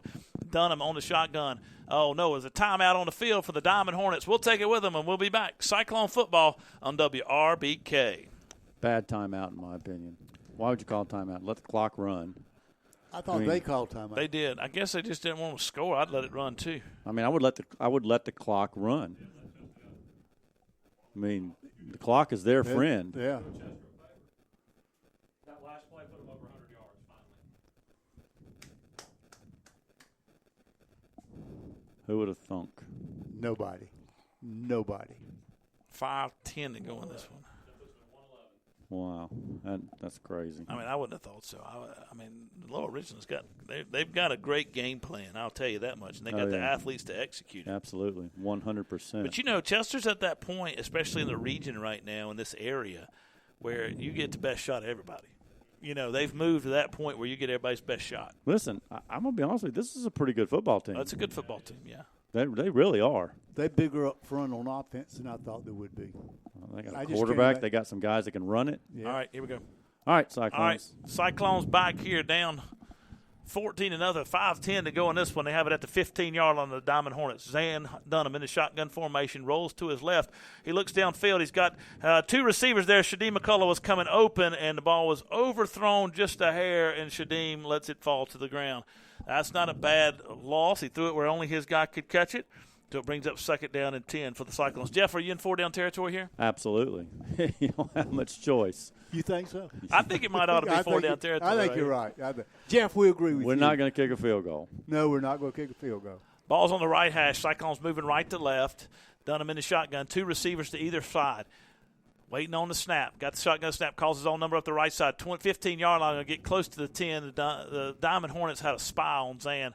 And he's been there. Every time Zan's run the football, that guy has been there to make the stop. And that's number 15. And he's had a good football game. He's played very well defensively. Tedrick Brunson, 5'8", 160-pound junior linebacker, has been spying on Zan. Zan takes a shotgun snap. He's looking downfield. There he is. Pressure. Throws it up there. Shadim, touchdown, Cyclones. Shadim goes up high pointed to football. Touchdown, Cyclones. It is 14-6 with 4:41. Now we're talking, Jimbo. Yeah, we got to stop him now. Well, we've had success doing that. Henry's got to hit this extra point. Henry Glenn on to try the extra point. Ball's going to be teed up at the 10-yard line. Holder's going to be number 12, Trooper Floyd. Zan Dunham is the long snapper. Waiting on the snap. Trooper gets the snap. Got penalty on the field. I think Diamond Hornets are offsides. I wouldn't be surprised to see Coach Floyd go for 2 here if they move it half the distance to the goal. What do you think, Jeff? I don't think so. I don't think he will. I mean, I wouldn't be surprised, but I don't think he will, but I wouldn't be surprised. Decline the penalty, so the Cyclones are going to tee it up. Henry's going to kick it here. Ball's at the 10-yard line. Zan Dunham is the long snapper. Trooper Floyd is the holder. Cyclones getting tight there. They're tight splits. Waiting on the snap. Got a good snap, good hold. Kick is up, and it is good. So the Cyclones down 14-7 with 4:41 to go, and this one will be back. Cyclone football on WRBK. I think what this does now is it's going to force Lower Richland to have to play. They can't just go out there and hand it off 3 times. How many timeouts we got left? 2? We got 3. 3. Oh, good deal. We got 3 timeouts left. I tell you what, though, I'm not going to lie to you. I don't know how to describe it to the radio audience, but I have no clue what happened in that 10 to 15 seconds time span with that punt. Had to be. Because they didn't assess a penalty. Because, like you said, they punted from the same spot. I mean, we can't. They flipped it over on this end, and they punted from the 40s, where can't, they would have been down here. We can't hear the whistle, obviously, but it had to be a whistle or something. But, I mean, if it was inadvertent because he blew the whistle when it hit the guy's head, that's a dead ball at that point. It was dead anyway, right. Since it is here. I don't know. I'm terribly confused. I have no idea what happened. I wonder if Coach Floyd knows what happened. Well, I'm sure he had to get some type of explanation. He got an explanation. Now, he probably won't agree with it. Just like we probably wouldn't agree with it. You think not? All right, we're back here. Diamond Hornets and Cyclones. Hornets up 14-7 now over the Cyclones here. With 4:41 to go in the game. Kick it right over there between the 35 and the 25. Somebody called timeout. Please.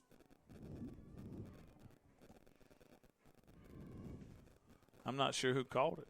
We'll find out in a minute. Might have been the guy in the red shirt.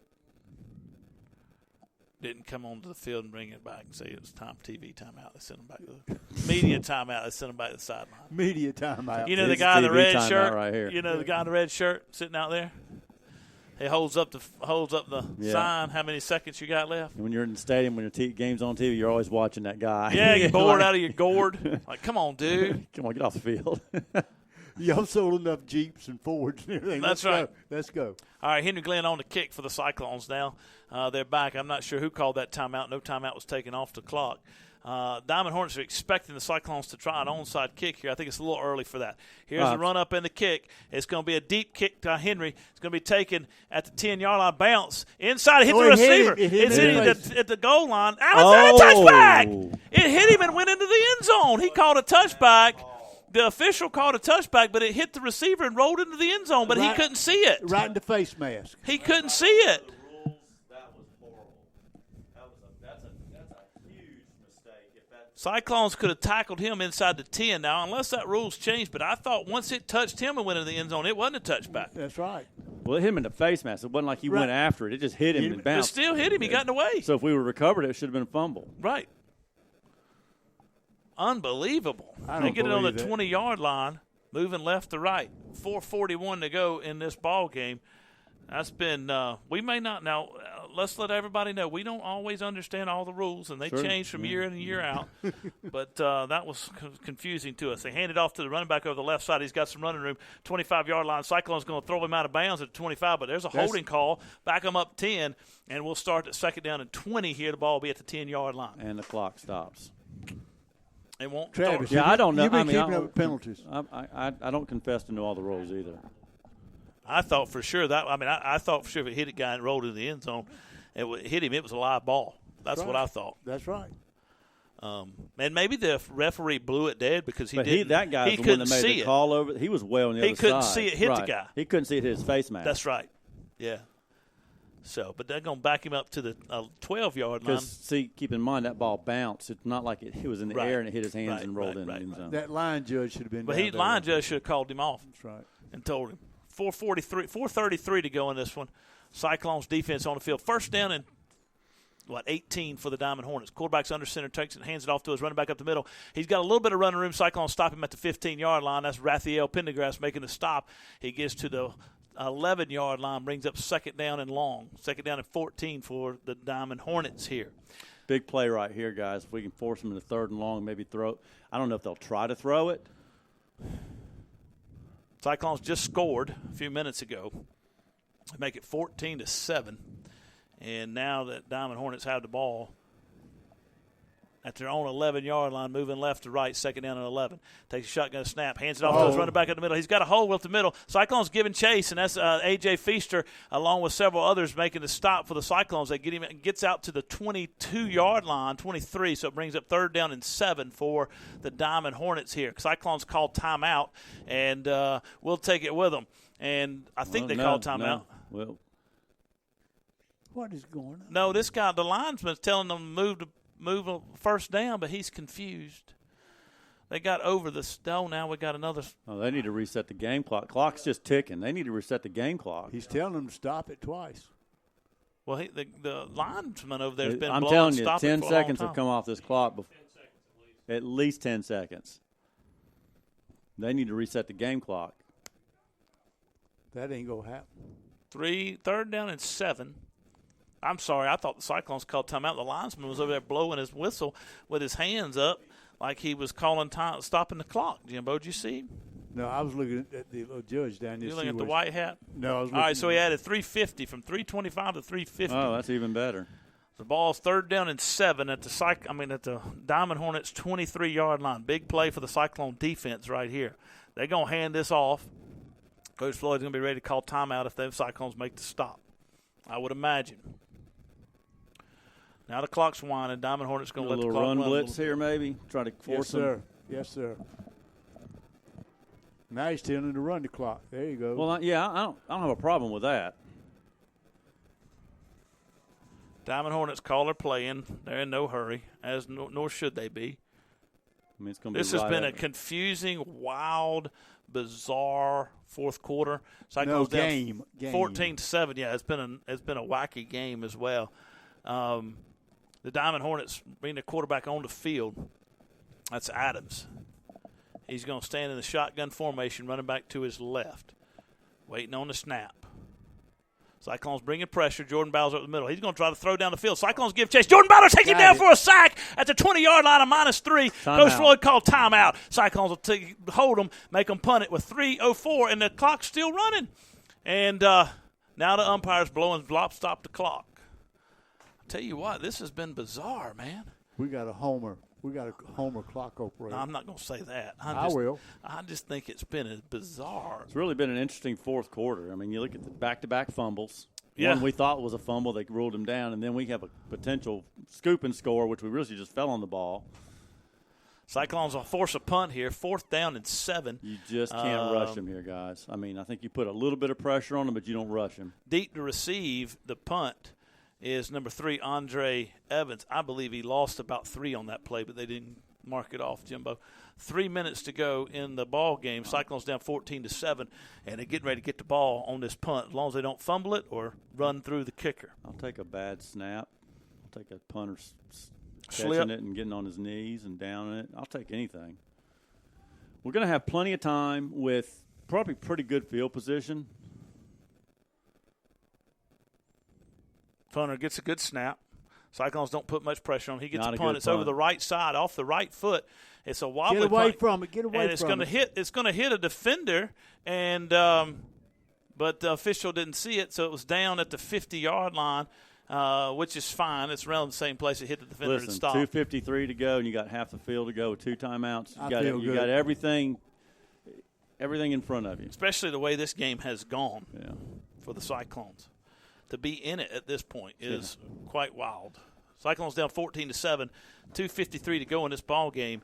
Zan Dunham in the shotgun formation brings his offense on the field. He's got 2 receivers to the right side, Rain's coming down pretty good too, guys. 2 to the left side. Dunham in the shotgun, running back to his left in the backfield. Takes a shotgun snap, fakes the handoff to Antonio Hopkins. He gets free. Nope, he's not going to get free from that spy, number 9, who makes the stop at the 50-yard line. That just has not been there. Braylon most of the Scott night. Joyner, junior linebacker, 5'9", 200-pound linebacker, makes the stop for the Diamond Hornets. 2:35 to go in this one. Cyclones not in a tremendous amount of hurry. They've got some time here. Dunham takes a shotgun snap. He's going to roll to his right, look down the field. He throws it. He's got it over the middle. That's Shadim McCullough. Shadim what a makes a catch. great catch. What a He's catch. going to get inside the 40 to about the Tell 37-yard you line, what. 36, where the Cyclones will put it in play 1st and 10. Ever since they put him in that Fort Mill game, he's been making plays. He's a good baller. He's a good ball player. That was a nice Because I'm going to be honest catch. with you, that ball could have been picked off. Yes, sir. We got the stoppage of the clock over here, I guess, as they move the chains. We got an injured player. We got going on here. Coach Floyd's on the field. Linesman stopped the clock. What do we got going on here? It's a clock issue, I think. Referee's pointing to the clock, talking to the coach's staff.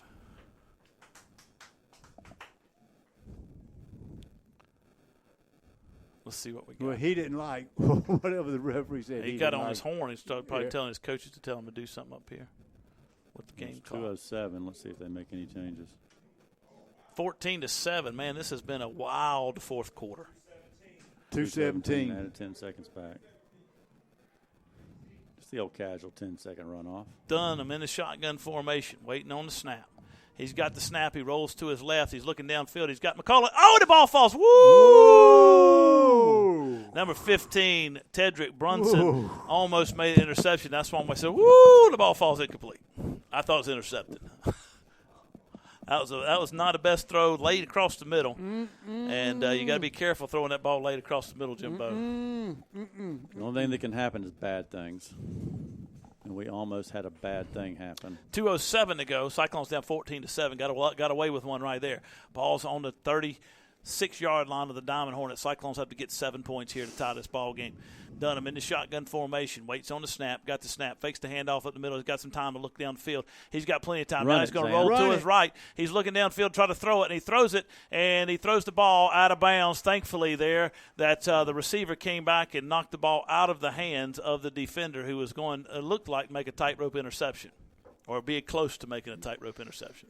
We've got to get at least 5 yards, 5 Yep. or 6 yards on this play right here. If Zan, y'all heard Jeff yell Zan, if Zan commits to running right away, he'll get 5 yards and so he can get out of bounds, I think. Oh, I And don't so think it makes there's it a question. manageable 3rd and 5, and then we have 2 downs to pick up 5 yards instead of 2 downs to pick up 10 Exactly. yards.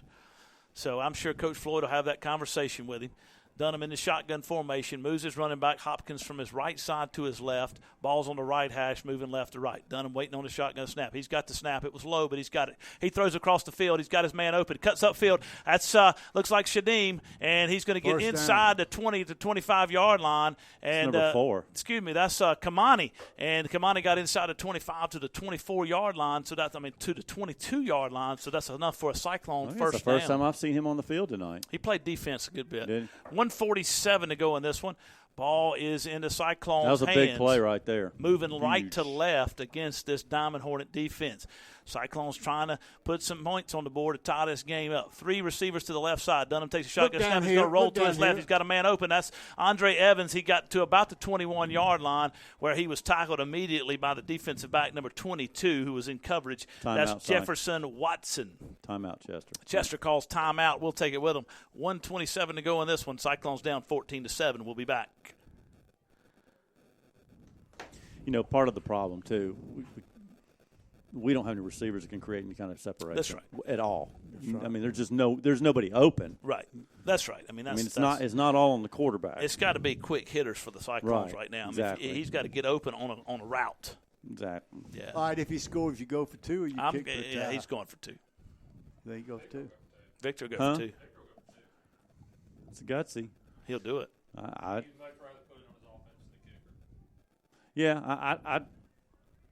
don't know that I would do it, but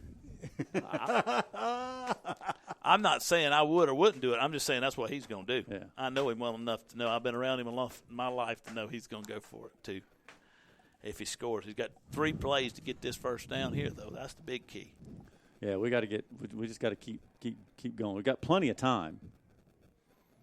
1:27 to go. Cyclones on the 21-yard line of the Hornets. Diamond Hornets, excuse me. All right, we're back here. Cyclones down 14-7. Zan Dunham takes a shotgun snap. He's going to roll to his right. Look down the field. He's got a man open, and the ball falls incomplete. He couldn't throw it. Good coverage out there by that by that defensive end who had containment. If Zan had been able to step into that, he had 6 points right there, man. They was wide open. Receiver come open across the middle late, and Zan just didn't have time to step into it and throw a good strike down the field. 3rd down and 8, 1:22 to go. Cyclones down 14-7. 2 plays here right now that we're aware of. Get the first down.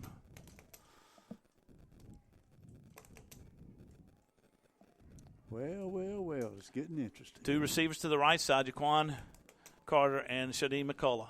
Takes a shotgun snap. He's going to roll to his right. Diamond Hornets give chase. Zan's looking downfield. He's going to try to throw it. He throws it low to Jaquan. Ball falls incomplete. Brings up 4th down and 8. This is the ball game right here, man. Yep. 1:17 to go in this one. Cyclones going to call timeout to talk it over. We'll take it with them. We'll be back. Cyclone football on WRBK. What do you do?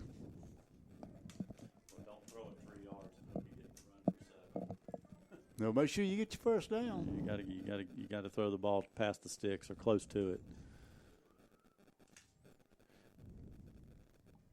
Man, they got 2 spies on him. He can't run. He can't run. They got 2 guys on him. He can't run. No, I like that reverse where he goes goes left and peels back to the right, throw it in the corner of the end zone. Oh yeah. It's a lot of yardage to pick up on that play, though. Yeah, it is. 8 yards. I don't know, man. I don't know what plays we got. I haven't seen us run pass plays in the last 3 or 4 years to be able to say which one we can go to or not. They're limited. I don't have a lot of knowledge as to what they can do here. I'll tell you what.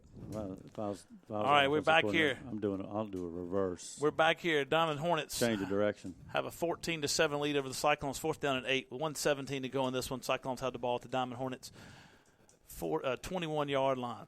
They got to get to the This is it, boys. 13 for a first down. Zan Dunham's in the shotgun. 2 receivers to the left side. Diamond Hornets going to call timeout. We'll just hold it here. They're going to call timeout now. They see what the Cyclones lined up as.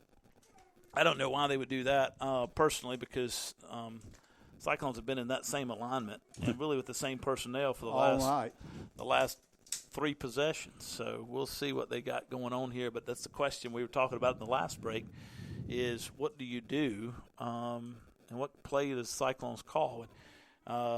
We've got, I think it'll have to be something that if it's a run play, Jeff talked about a reverse or something. If it's a run play, it's going to have to be something that totally unexpected.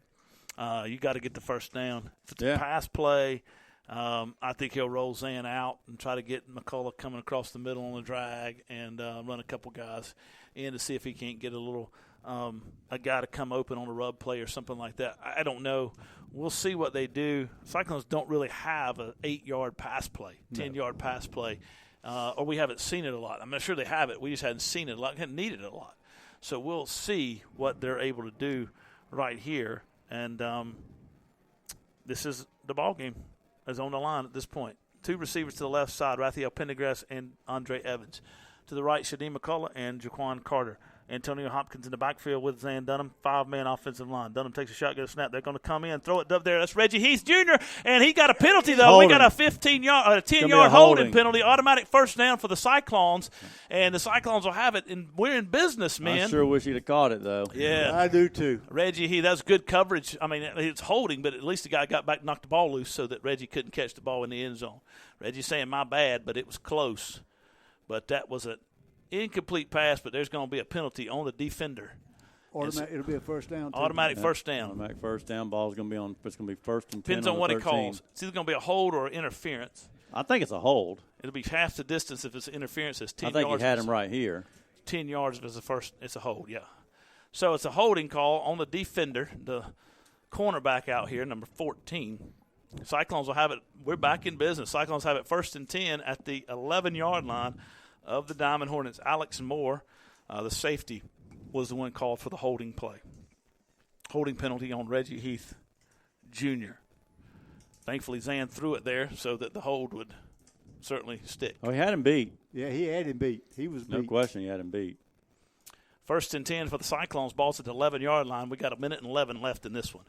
Boy, this is wide open. If you've tuned in here on the Thursday night, you got some excitement here at the end of this ball game. 8 minutes have been that way.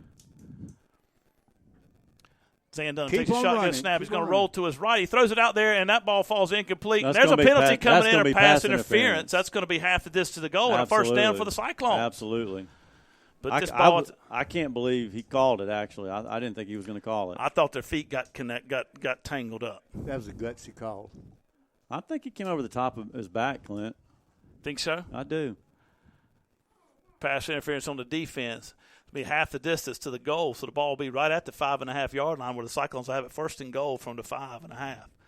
Ben Taylor in the game for the Cyclones at the right tackle. You may run it one time down here, but that's about all you're going to have time for probably. It's going to be first and goal. You got 1:06 to go. I mean, you've got time to run it and get back up and get another playoff, but I don't think you can do 2 running plays. I may be wrong, but Zan will run it. Zan will sprint to the left. Got one timeout. Zan Dunham in this shotgun formation. He's going to roll to his right. Going to call his own number up the right side. That ball's on the ground. Ball's on the ground, and the Cyclones have recovered it, I believe. Let's see what happens. I think Lower Richland's got it, Clint.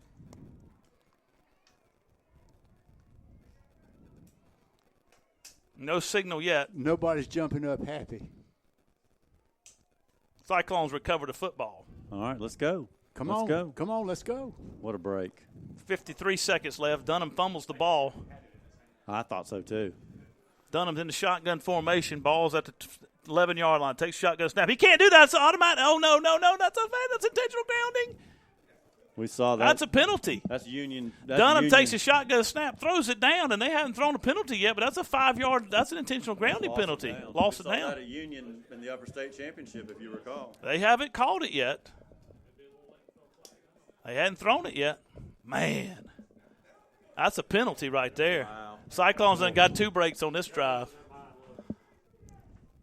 Oh, Lordy.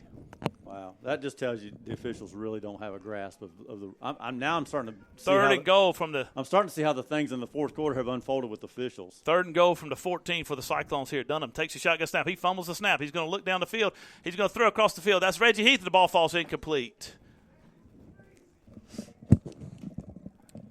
Well, this is 4th down, and the Cyclones had it first and goal, y'all. I thought they had it first and goal from the 5.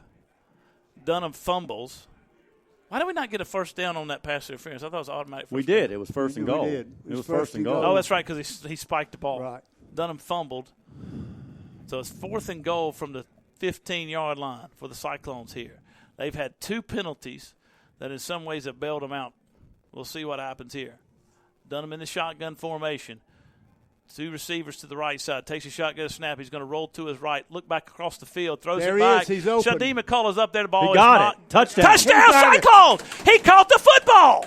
Get out of town. How did he catch that ball? Yeah, he was way up in the air. So the Cyclones just scored a touchdown, and McCullough goes up and the basketball player and makes the catch. 33 seconds. Unbelievable. 33 seconds. They're This is the kicking it. craziest.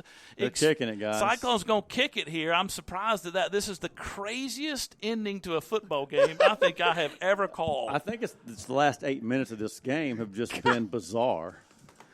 Man. Henry Glenn on the kick, ball spotted at the 10-yard line. He got a good snap. Kick is up, and it is good. So the Cyclones will take it. We'll take a break. The Cyclones up, tied it up, 14-14 with 33 seconds left in this one. I'm going to cut the podcast, come back on. Bill, refresh your feed. You refresh your feed. It'll take me about 30 seconds to get this thing fired back up. We're out of time. I'll see you in a minute. Jiminy Christmas.